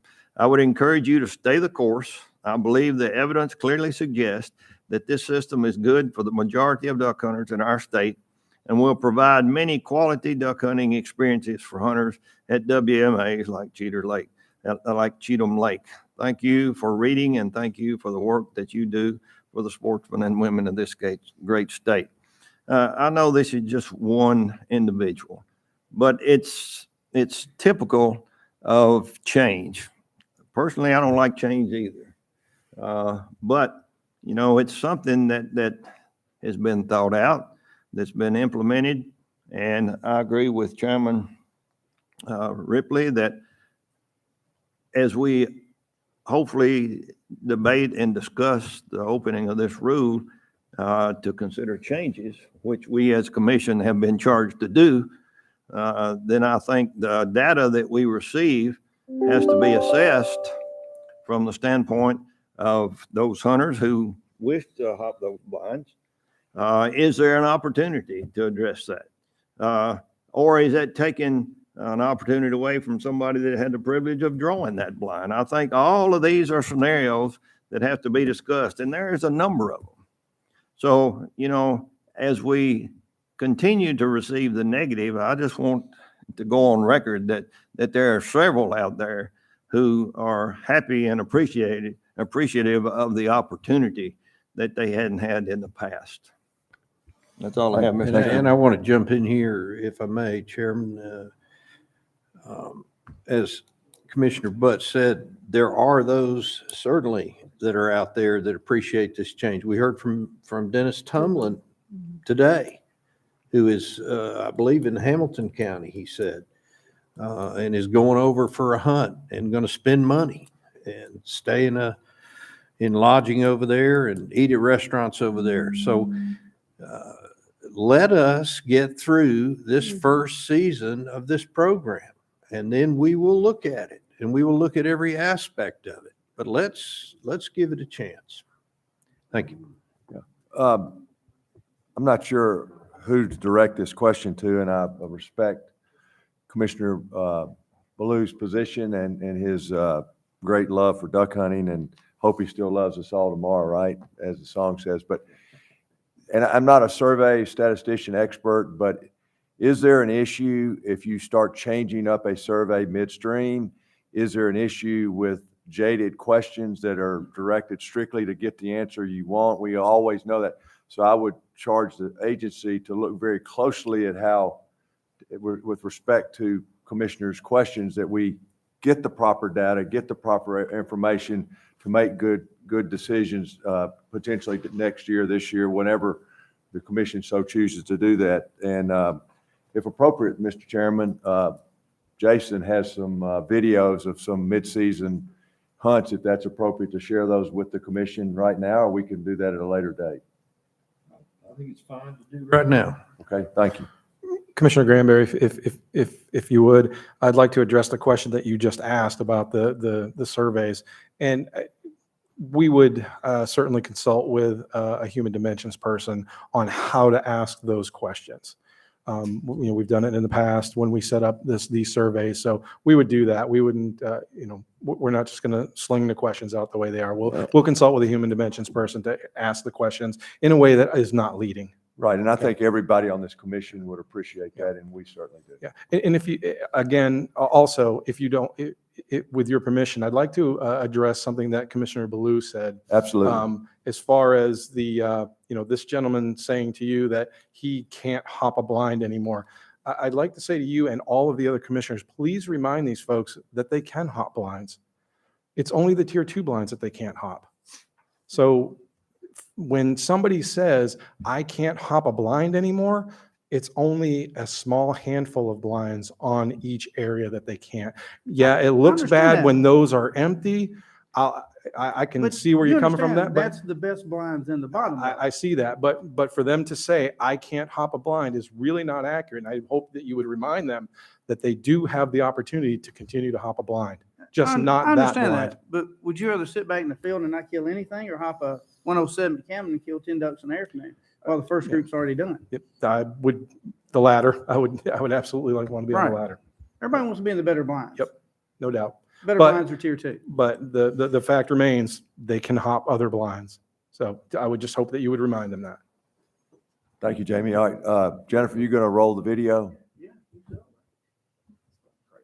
So tell me your name Richard Brown, and where are you from, Richard? outside Louisville, Kentucky. Nice. So is this your first time hunting in Tennessee? It's not, no, Okay. How long have you been hunting ducks in Tennessee? 2 years. Oh, nice. So is a lot of stuff different for you for duck hunting in Tennessee this year? It's nice to have access without a guide, Yeah, that's Yeah. great. And so how long are you staying here for the weekend? just for the weekend, yeah. Okay, so have you hunted reelfoot before? We have, yes. Okay, so this is the first time hunting reelfoot without a guide. It is, yes. Do you like the blind? We love the blind. Yeah. Is it nice? Okay. It is, it's really nice. So what do you like the most about the blind? The fact that I didn't have to brush it in was nice. The port for the boat, so we could just pull it up in. Having it marked on the various maps on Tennessee's website and on Onyx is nice. The scenery is amazing. The fact that we could bring 8 guys out here if we had a boat sufficient to do that, I don't have any complaints. I think it's great. All right. Well, how's the quota draw process? The online process? Seamless. Yeah. Yeah. Oh, the entire thing was online. It's super easy. You just put your information in, you pick out the dates and the locations that you're interested in, and then you wait. All right. So have you put in for any other segments? We put in for mid, we got preference points for that. And then I think the late segment, we haven't put in for it yet, but we will. All right. Great. Okay. Well, we're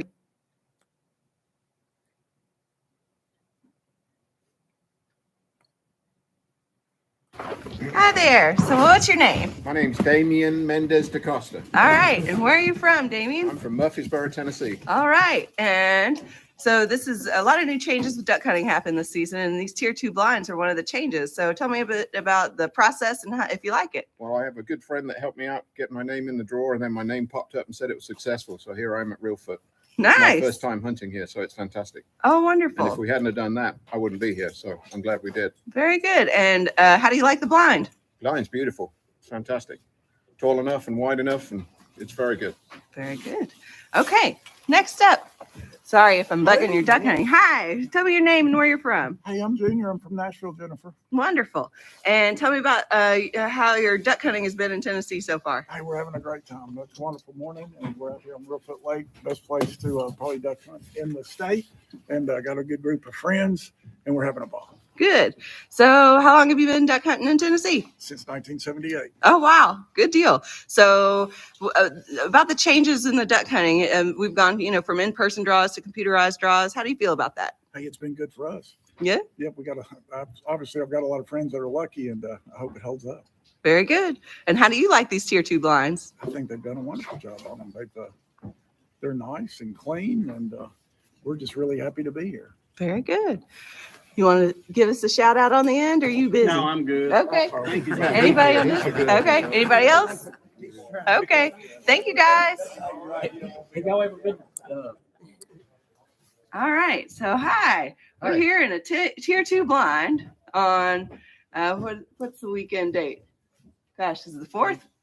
Yeah, 4th. All right. So tell me your name. Sean Rayleigh. All right. And where are you from? We're from White House, Robertson County, north of Nashville, about 30 Awesome. miles north of Nashville. Good. So how's the hunting going today? So far, so good. We got some wind, got the decoys out, and enjoying and appreciate the opportunity to get to hunt here on opening weekend at Reelfoot Lake. And blind's nice. Yeah, Brush good. Good. That was So my we're next just hanging question. in and hoping they'll fly a little better this afternoon. So far, so good. Good. So what's been different about hunting this year than was previously? Well, obviously, this is our first weekend out, and the weather turned a little warm on us, this weekend. And so we're just hanging in there and hoping we get a little wind this afternoon. Birds fly, but hoping for a good year. Yeah. For some good cold weather to come in. Very good. And you said you like the tier 2 blind, right? Tier 2 blind's good. And- I'd say they've done a good job. It's brushed well, set up good, got a good hole here, and just need a little weather. And I believe all along, whoever draws these blinds throughout the year is going to kill some ducks. All right. So would you say that you support the agency changes this year or mixed feelings? I or had mixed feelings like probably everybody else. I'm the old school, and we went to the personal drawings every year in the first in August, and just really enjoyed them. And with the COVID and the change of everything that's come about, we just have to adapt, and it is what it is. But I was a little skeptical at first, but we put in for the draw, and we got drawn for opening weekend at Reelfoot. So any other time we wouldn't be here, on the old system. So we're fortunate enough to got drawn, and we're making a day out of it and having a good time. And so I'm for it. I was mixed feelings about it starting out. So I'm kind of leaning toward it. It's a pretty good system. All right. Well, thanks. Is there any changes that you'd like to see?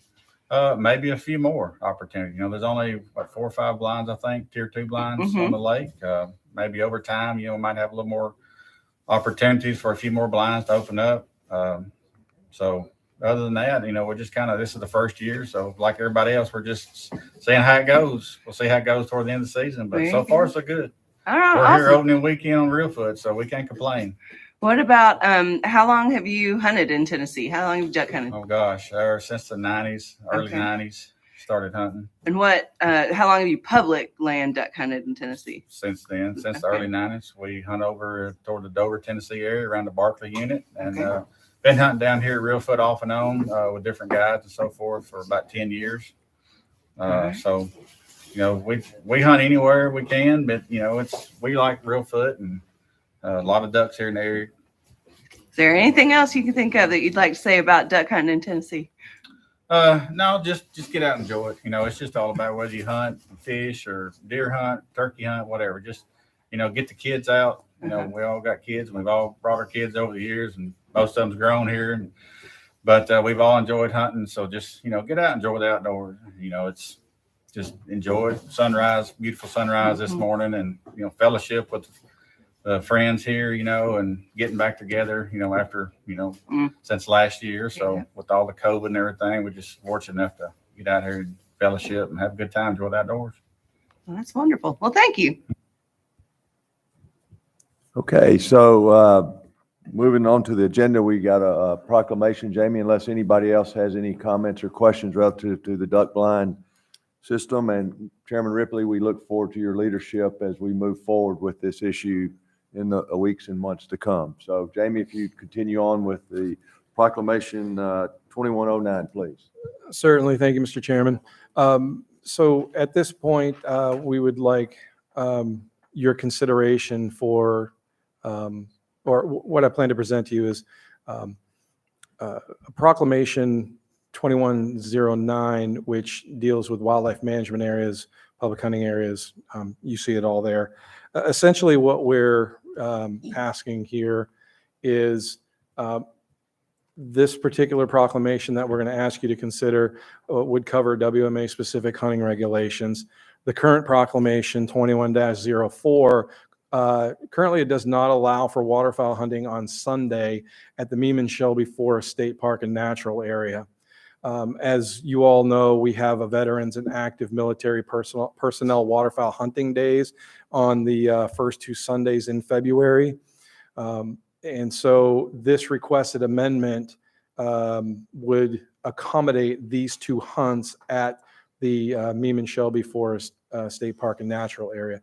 These are 2 hunts that would be, I think they're currently residing on the late segment draw. And so this is not a preview. We're going to ask you for action on this at this meeting. Specifically, the proposed proclamation language, got tongue-tied there. The proposed proclamation language is essentially just eliminating the line that says draw hunts will be opening days and Thursdays and Saturdays, and then it includes some language that includes Sundays to accommodate, again, the veteran and active military hunts.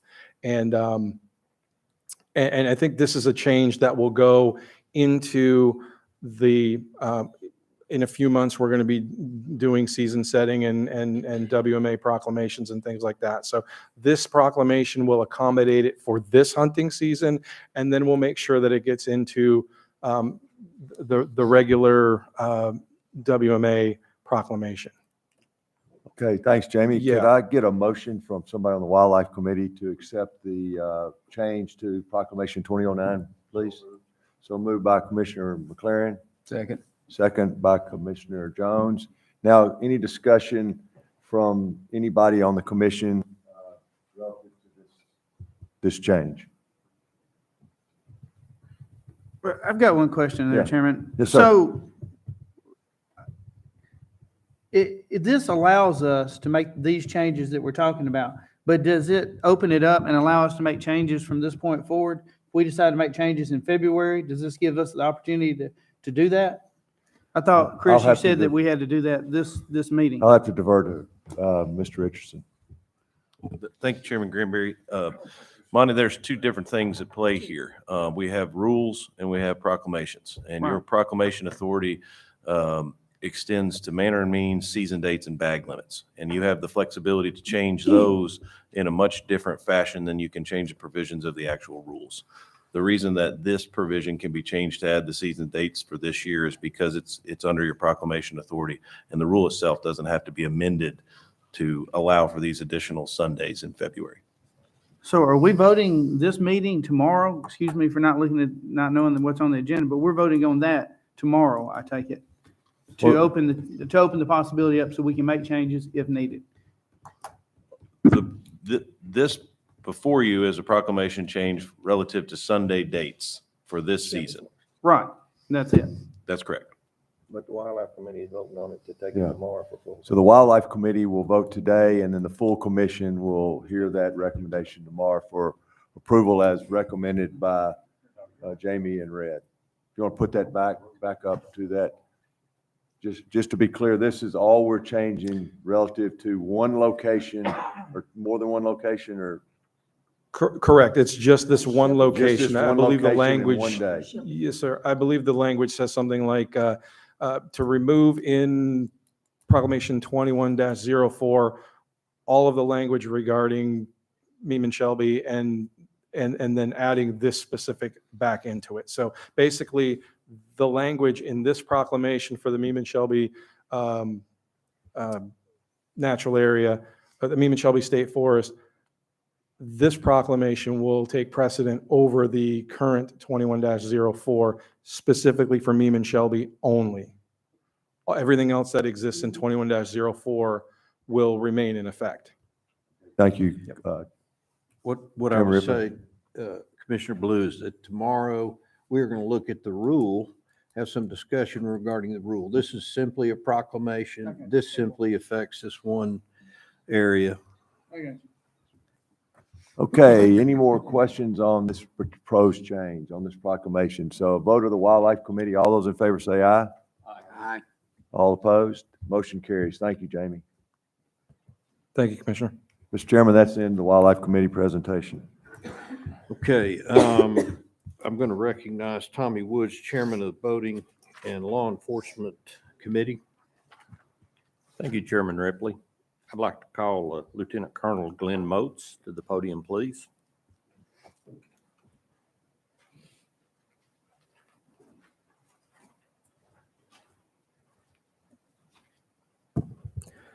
Thank you, Chairman Woods and Commissioners. So the topic today that I'm going to discuss is the commercial non-motorized vessel outfitters and the rule that it regulates them. So I'm here today to give an update and discuss our progress and future plans as we move into the new year on implementing this rule.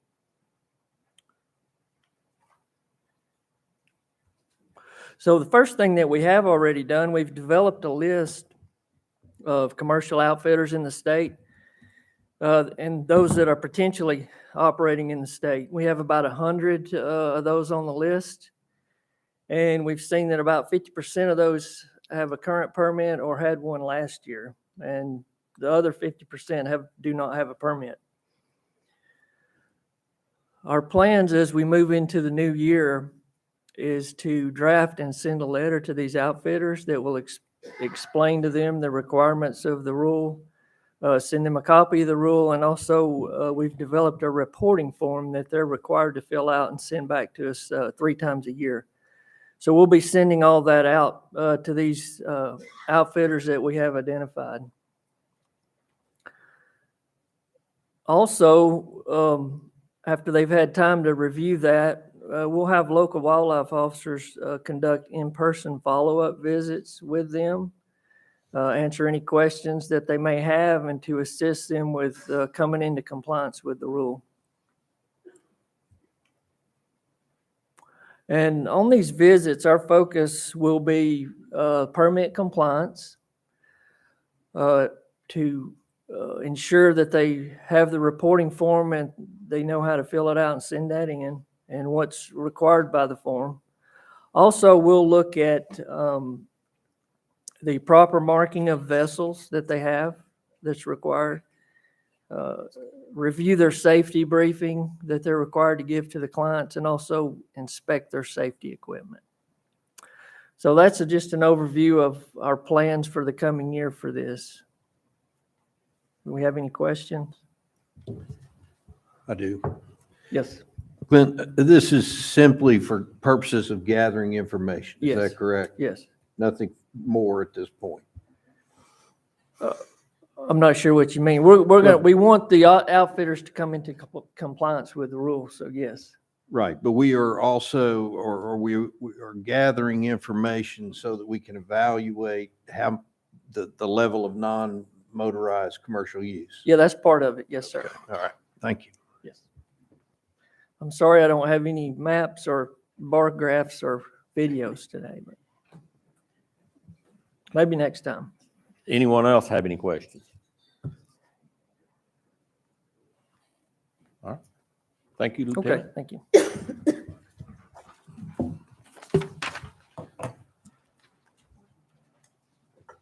Okay, I'd like to call on Mr. David Brown.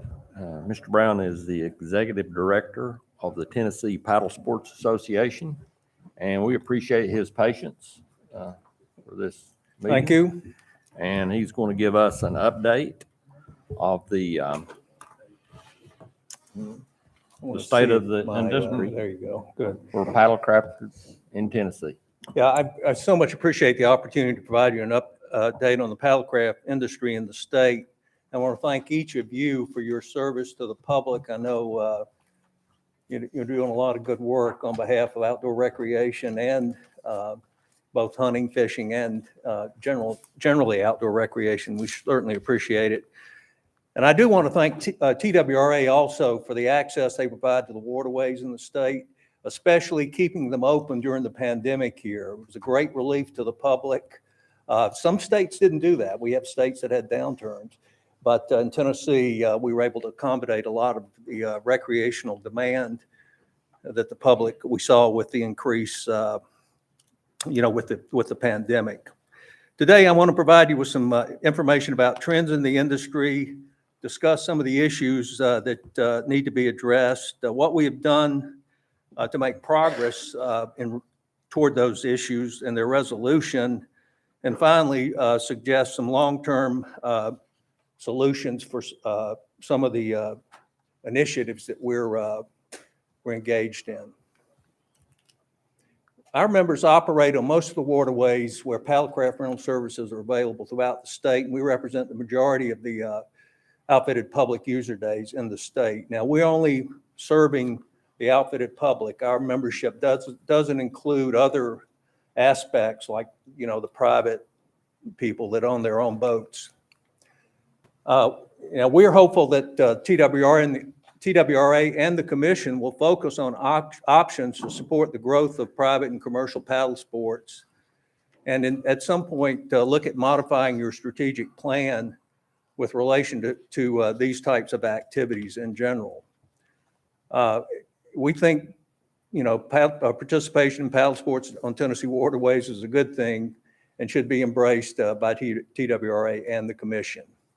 So now let me give you a little data on the paddlecraft industry in the state. We've already heard about the number of businesses we think are operating, about 48 had permits this year.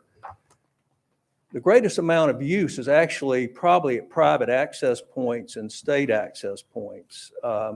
We estimate 800,000 to 1 million commercial and private user days in the state. Now, user day is one person for any portion of a day, but no one knows for sure. And so we think that non-commercial private use, the people who are going without assistance of an outfitter, probably exceeds the outfitted public user days, although it's more dispersed and harder to quantify. We've got about 27 streams and 18 lakes where we know that paddlecraft businesses operate.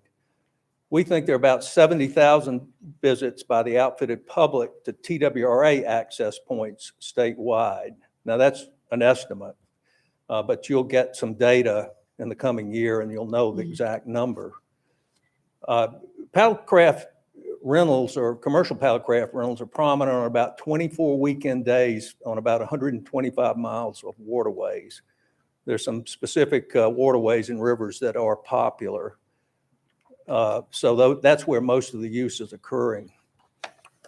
Now, non-commercial paddlecraft uses, I think, have grown more rapidly in recent years, but will probably flatten out depending on events.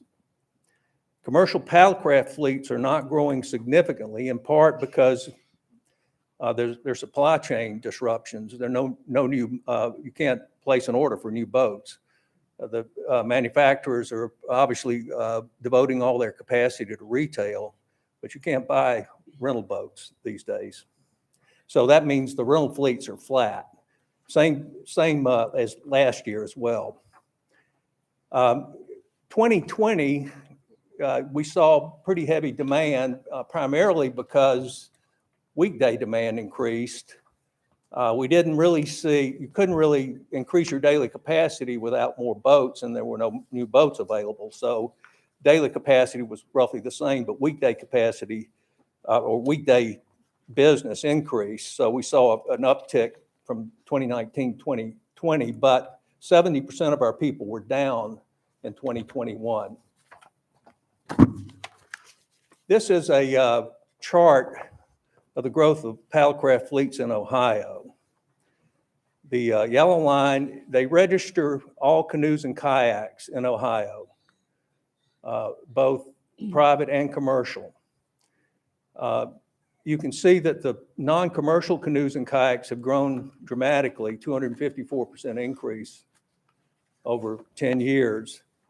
The livery fleets are pretty flat, down in 2020, but I think that's kind of an anomaly for Ohio because of their restrictive policies with social distancing and other things last year. But you can see that the non-commercial growth is much more significant than the commercial. In fact, in Ohio, the number of canoes and kayaks registered outnumbers the number of power boats registered by about 40,000. So, and in Ohio, there are 278,000 privately owned canoes, kayaks, 12,331 vessels in livery fleets. And I think that those ratios are probably similar to what's in Tennessee. Ohio's a little bit, has a higher population, so they may have a few more boats, but I don't think you're going to see that dramatic a difference in the ratios between the two segments. Now, there's been some misconceptions about our industry, and one I've just touched on, that our services have not grown explosively in recent years, have grown over 10 years, but it's not as significant as the private sector. And rivers are pretty pristine. They're not full of litter. Now, the boat ramps obviously can have a lot of litter problems, but the rivers are in fairly good shape, except for urban rivers or rivers where you have a lot of runoff from urban areas. And the data shows that outfitted trips are lower risk for beginners than self-guided trips. And there's plenty of data that confirms that. And for example, in 2020 on the Caney Fork River, Smith County Rescue Squad reported 22 calls involving paddlers and fishermen. Of those, 3 or 4 were outfitted. In 2020, all the paddlecraft fatalities were non-commercial users, for example. You do occasionally have a commercial customer. Coast Guard data shows that 10% of fatalities nationwide involve rental paddlecraft. 10% of the fatalities involving paddlecraft are rental paddlecraft.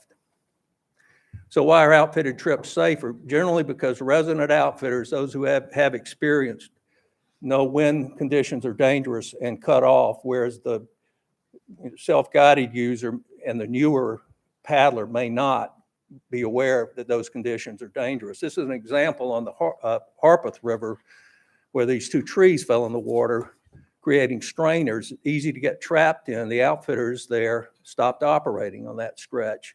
State Park, the state park was still open, and so the general public could still run the river, but the outfitters didn't want to operate there because of the risk.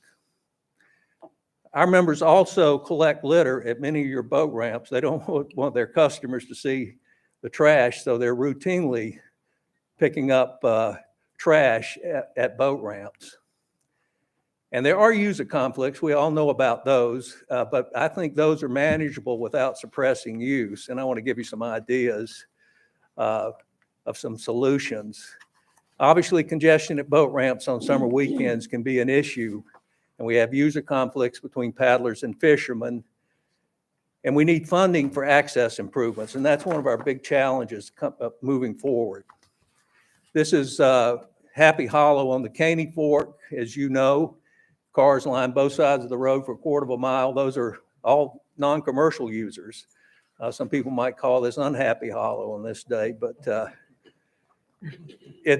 but we've looked at this. You know, our people that operate there don't park there. They bring their customers in, drop them off, and leave.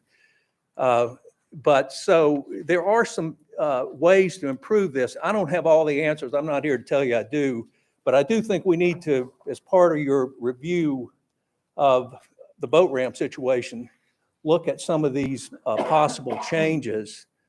And in the meantime, there are some improvements to existing ramps. A lot of these ramps are one lane. They were designed in the 50s and 60s. Uses have changed. And I think we need to make some modifications to segregate the users, power boaters, and the non-motorized vessel users. And I think there are ways to do that. Other thing that we have done, and I've got it in my sheet in the handout, is we've implemented best practices to try to reduce user conflicts on the boat ramps by not leaving people on, leaving boats on the ramps, using areas to the side. We also need to educate the private boaters on best practices. That's really one of the challenges. We also, this is one of our members that operates a tubing operation. They have trespass warnings on all their outfitter tubes. One of the things we have tried to do, this is actually on the Caney Fork, is develop, or not develop, but use areas that are not on the boat ramp. You can see the boat ramp up in the right-hand corner, but use this little beach to launch boats that are away from the boat ramp, so we're not having to use that. And that's certainly helped relieve some of the congestion. So, right now the Tennessee Advisory Commission on Intergovernmental Relations is studying this issue. It's very important. We think, we're hopeful they're going to come up with a strategy for fees and management. We're facing, TACR will address that. The law already approves multi-year permits, which is very important long-term, and something we ask you to consider at some point in the future. And also, we need to look at what we can do to modify these boat ramps. One of the things that you may have already considered is an adopt a boat ramp program. I know you've been in this business a long time, so I'm sure you probably considered that, but that could be formalized if you've got the staff to do it, and probably relieve some of the litter problems at boat ramps. One of the things that you might not be aware of is in the infrastructure bill, the legislation authorized a national study of paddlecraft use for each state. It has to be completed within a year. Supposed to tell us how many non-motorized vessels there are in each state. I'm not sure how they're going to come up with that data, but also provide some information on user conflicts at waterway access points. and the impact on the sport fish restoration funds for these activities. We need permit consolidation, which is something we're hoping TACR will address. And, you know, our guiding principle moving forward is that people of goodwill and good faith can work together to solve user conflicts and issues without eliminating access. And I want to also, while I'm thinking about it, introduce some of the people here. I've got Dawn Nelson and Jan Suford from Higher Pursuits, and Jenifer Dewar and Jay Moore from Townsend from Smoky Mountain River Rat in the audience, and Jan and Dawn, I think you want to share a few words with the commission. Yes. I want to thank you for the opportunity to speak with you all. We appreciate your time. We appreciate, as David said, that y'all left the boat ramps open, particularly during the COVID year. We appreciate that, and many, many Tennesseans appreciate it. We had people coming in our office in tears, thanking us that we had come up with a way to operate during COVID where we kept our equipment clean and we were able to transport people safely, and that we were able to maintain access to the river. So I think it was really important to the people of Tennessee to provide that outlet. And I also appreciate that the governor included fishing and paddling as things that were good for Tennesseans. We've been in business, I think this will be starting our 13th year. We operate on the Duck River in Murray County. In my opinion, one of the most beautiful rivers in the state. I think we're all a little biased about our own home river. We have grown as the interest and the desire for rental has grown. In our first few years, we were pretty small. We really didn't have any problems. And we really have not increased our boat numbers in the last 5 to 6 years. We've stayed pretty static. Prior to the legislation, we really didn't have that many problems on our section. I think the majority of fishermen were out early and then out late in the afternoon when most of our boats are off the water. Once the legislation was passed, I think there was a false narrative that's been spread about outfitting and about paddlers in general. One, that we are a great source of litter. And honestly, for some folks, the litter that's attributed to us, it would actually take a lot of work to get that much litter into a kayak and then to leave it on the river. Most of the litter that we're running into is actually urban runoff. And I can address that in a minute when we talk about our river cleanup. We've also been, it's been said about us that we trespass regularly, that we cause problems, that we're aggressive, that we're incredibly rude. And I want to just point out that we do our best to avoid all of those things. As a business, I wouldn't last long if that was something that I engaged in on a regular basis. We actually keep our section of the river fairly clean. Since our opening, we've handed out the orange mesh bags for customers to pick up trash. When we do our river cleanup, which is at the end of the season, we actually clean up a different section than ours. There would not be enough to engage the community involvement on the sections that we operate on. There simply is not enough trash.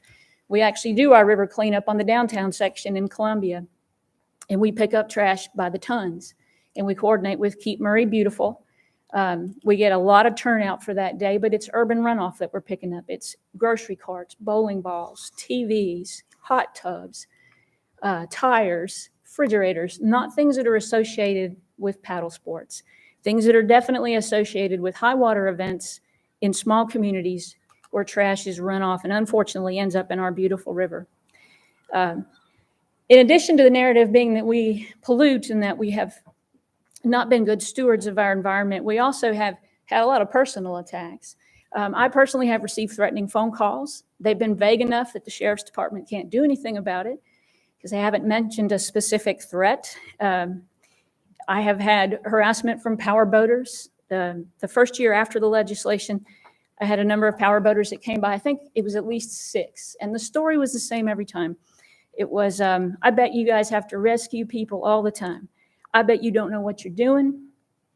I bet you lose people all the time.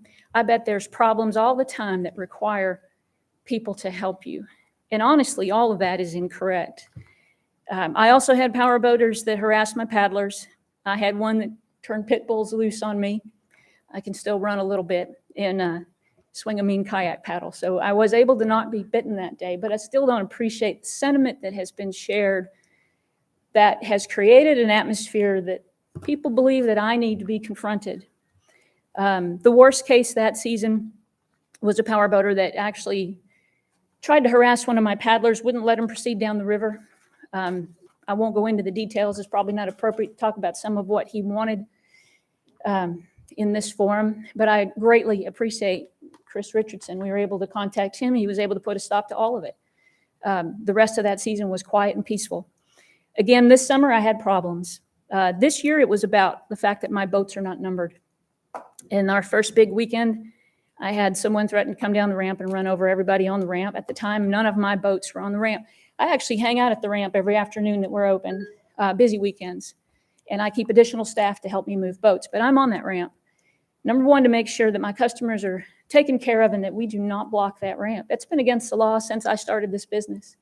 So we don't block the ramp, and we go to a great length and great expense to make sure that the ramp is kept open from my customers. The boats he was threatening to run over actually belonged to some families that were out paddling that day. And he yelled at me. I'm generally the target of the yelling because I'm the face that's there all the time. We don't pay to be there. We don't have numbers. We don't deserve to be there. And if we're not out of the way, we're going to get run over. Second weekend, same message, different boater.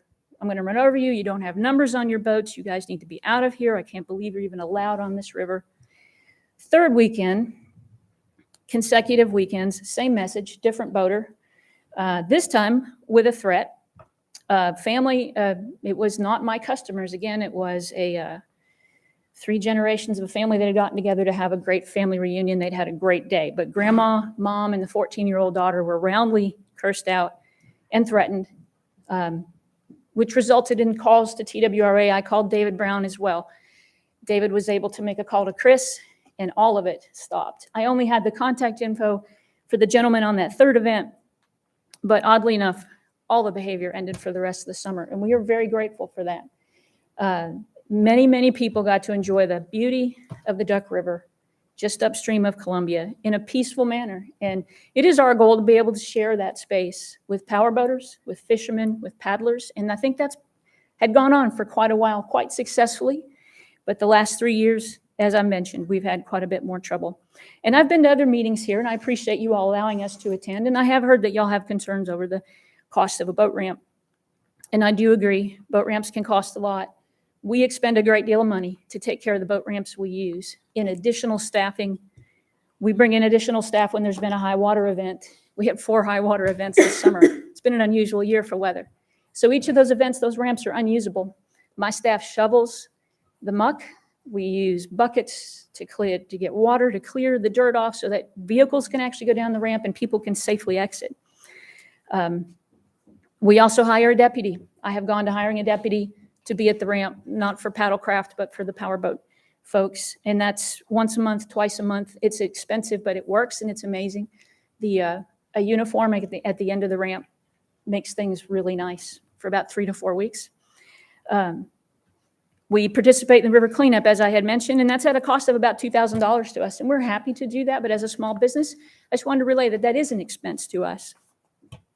If the ramps are weed eated or cut, we are the ones that do it. If there's a tree that falls on the ramp and blocks access, we are the ones that clean that up, and we're happy to do that. So in terms of an adopt a ramp program, that's been going on for most outfitters since the beginning of their business. So if they are using a ramp that is not well maintained, we are the ones that are taking care of it. And we appreciate the opportunity to do that. We appreciate the opportunity to be able to serve people and get them on the water. And lastly, I want to thank the county that I'm in, Murray County. Murray County provides the rescue. If there is a problem, and we have not had to engage any rescue for our customers, but if there is a problem on the river, it's our county that provides that rescue. The grass that is mowed up on the roadside, that's our county that does that. We have a small business that puts out trash cans, and they go to the expense of collecting the trash at the boat ramps. I know if someone is arrested by one of your officers, it's our county deputies that haul that person into jail. So we appreciate the efforts of Murray County. We appreciate you all keeping those ramps open and allowing us to do what we love to do. And with that, I want to turn it over to Jan, but thank you all.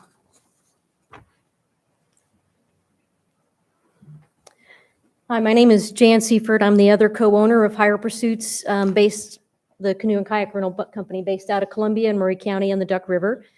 I'll keep it brief because I realize that I'm standing in between you and whatever else is happening this evening. So I will keep my comments brief. Since 2018, when this commission was given regulatory authority over commercial paddle sports, it is our feeling that our industry has been maligned and threatened.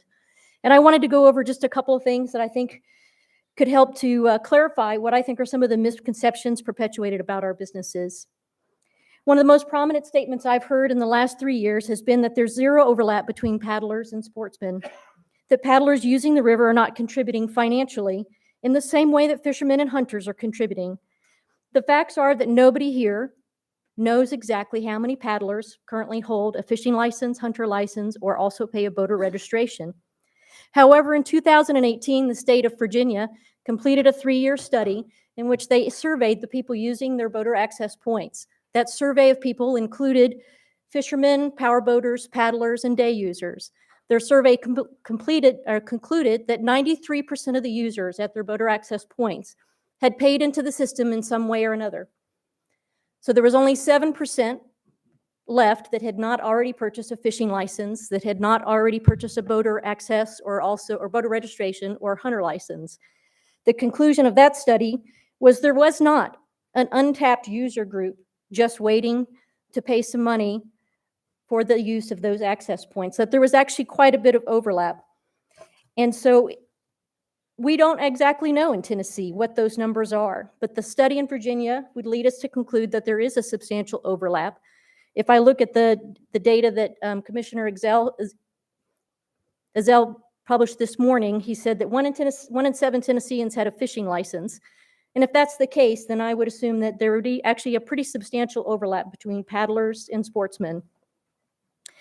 The second prominent statement that I've heard throughout the last 3 years is that commercial paddle sports businesses are not paying resources for the resources being used in their operations. There is a degree of truth in that statement, but when I analyze what resources are actually being used, at least in Maury County on the Duck River, I come to a different conclusion. On my river, if a fisherman, a paddler, or a powerboater calls 911 with an emergency, it is the county or the city that responds with the swiftwater rescue team. The vast majority of resources used in those rescues are actually county resources. It is worth noting that none of those 911 calls have been my customers. The county taxes I pay do, in fact, help to fund the resources predominantly used for rescues in my county. So my business does pay, it just doesn't pay you. Each year we pay property tax, personal property tax, other state and federal taxes, but most importantly, we pay state and local sales tax. These local dollars do go directly into the resources that are being used most to provide emergency services and law enforcement on our river and at our access points, and those are our county resources. This is also the case in many of the rivers throughout our state. As Dawn mentioned, we have many non-monetary contributions that we make to the access points. None of our boat ramps have garbage cans, so Keep Murray Beautiful donates those cans. Every day that we are open, my staff picks up garbage at the ramps. As a matter of fact, just last week, Dawn went down to the boat ramp and picked up some garbage because we were about to have another flood event, and we didn't want all that garbage going into the river. So we can't help it. We watch the river basically every day, even on the days that we're closed.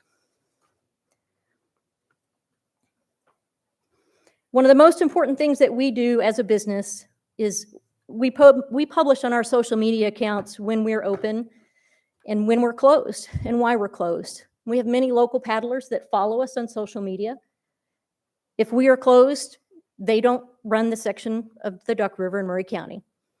They know if I could be open, I would be. And if I'm not open, they probably shouldn't be on the river either.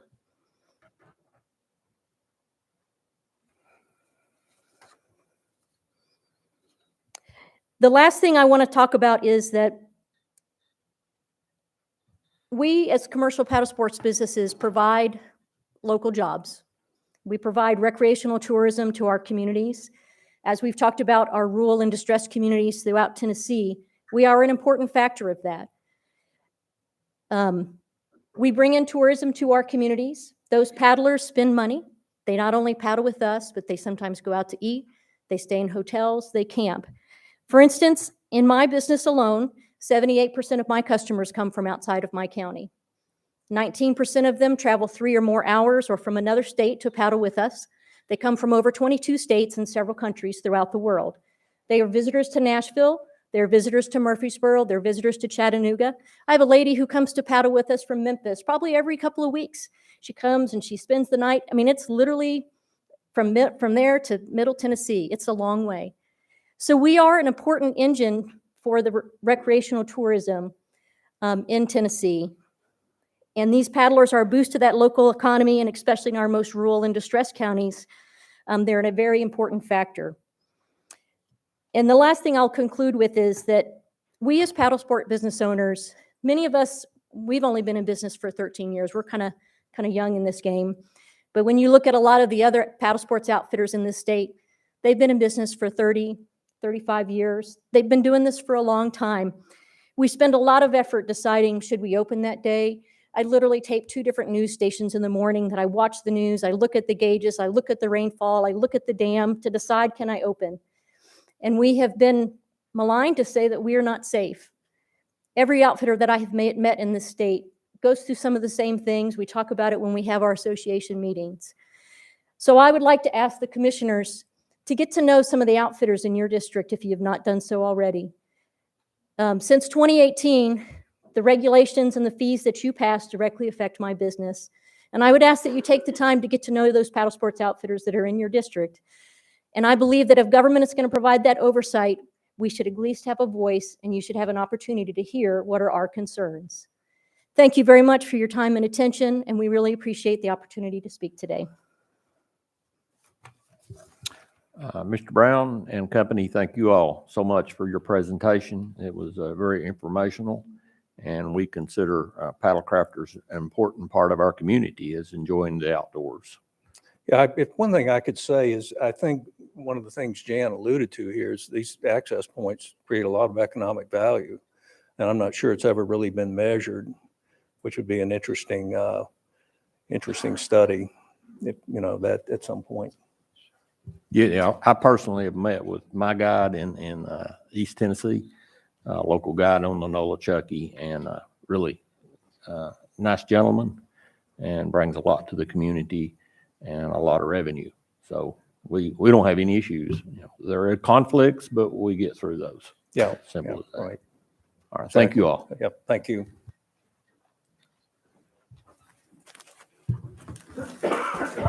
All right. Does that conclude your section there, Commissioner?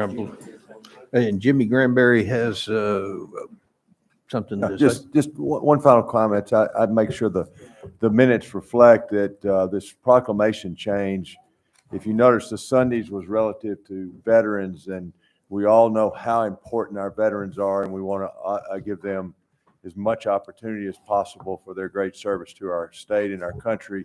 And I've probably had more calls from veteran friends of mine relative to this change and allowing them to hunt these extra weekends than anything else we have done in my 3 years on the agency. And also Commissioner Box for bringing this to my attention when it first came up. And then, of course, the agency worked very swiftly to solve the issue. But the point here is this is for our veterans, and any opportunity we can give those veterans is very important to us in this country. Absolutely. Thank you, Jimmy. Been a long, productive meeting. I thank everyone for their participation. We will reconvene tomorrow at 9 o'clock. We're adjourned.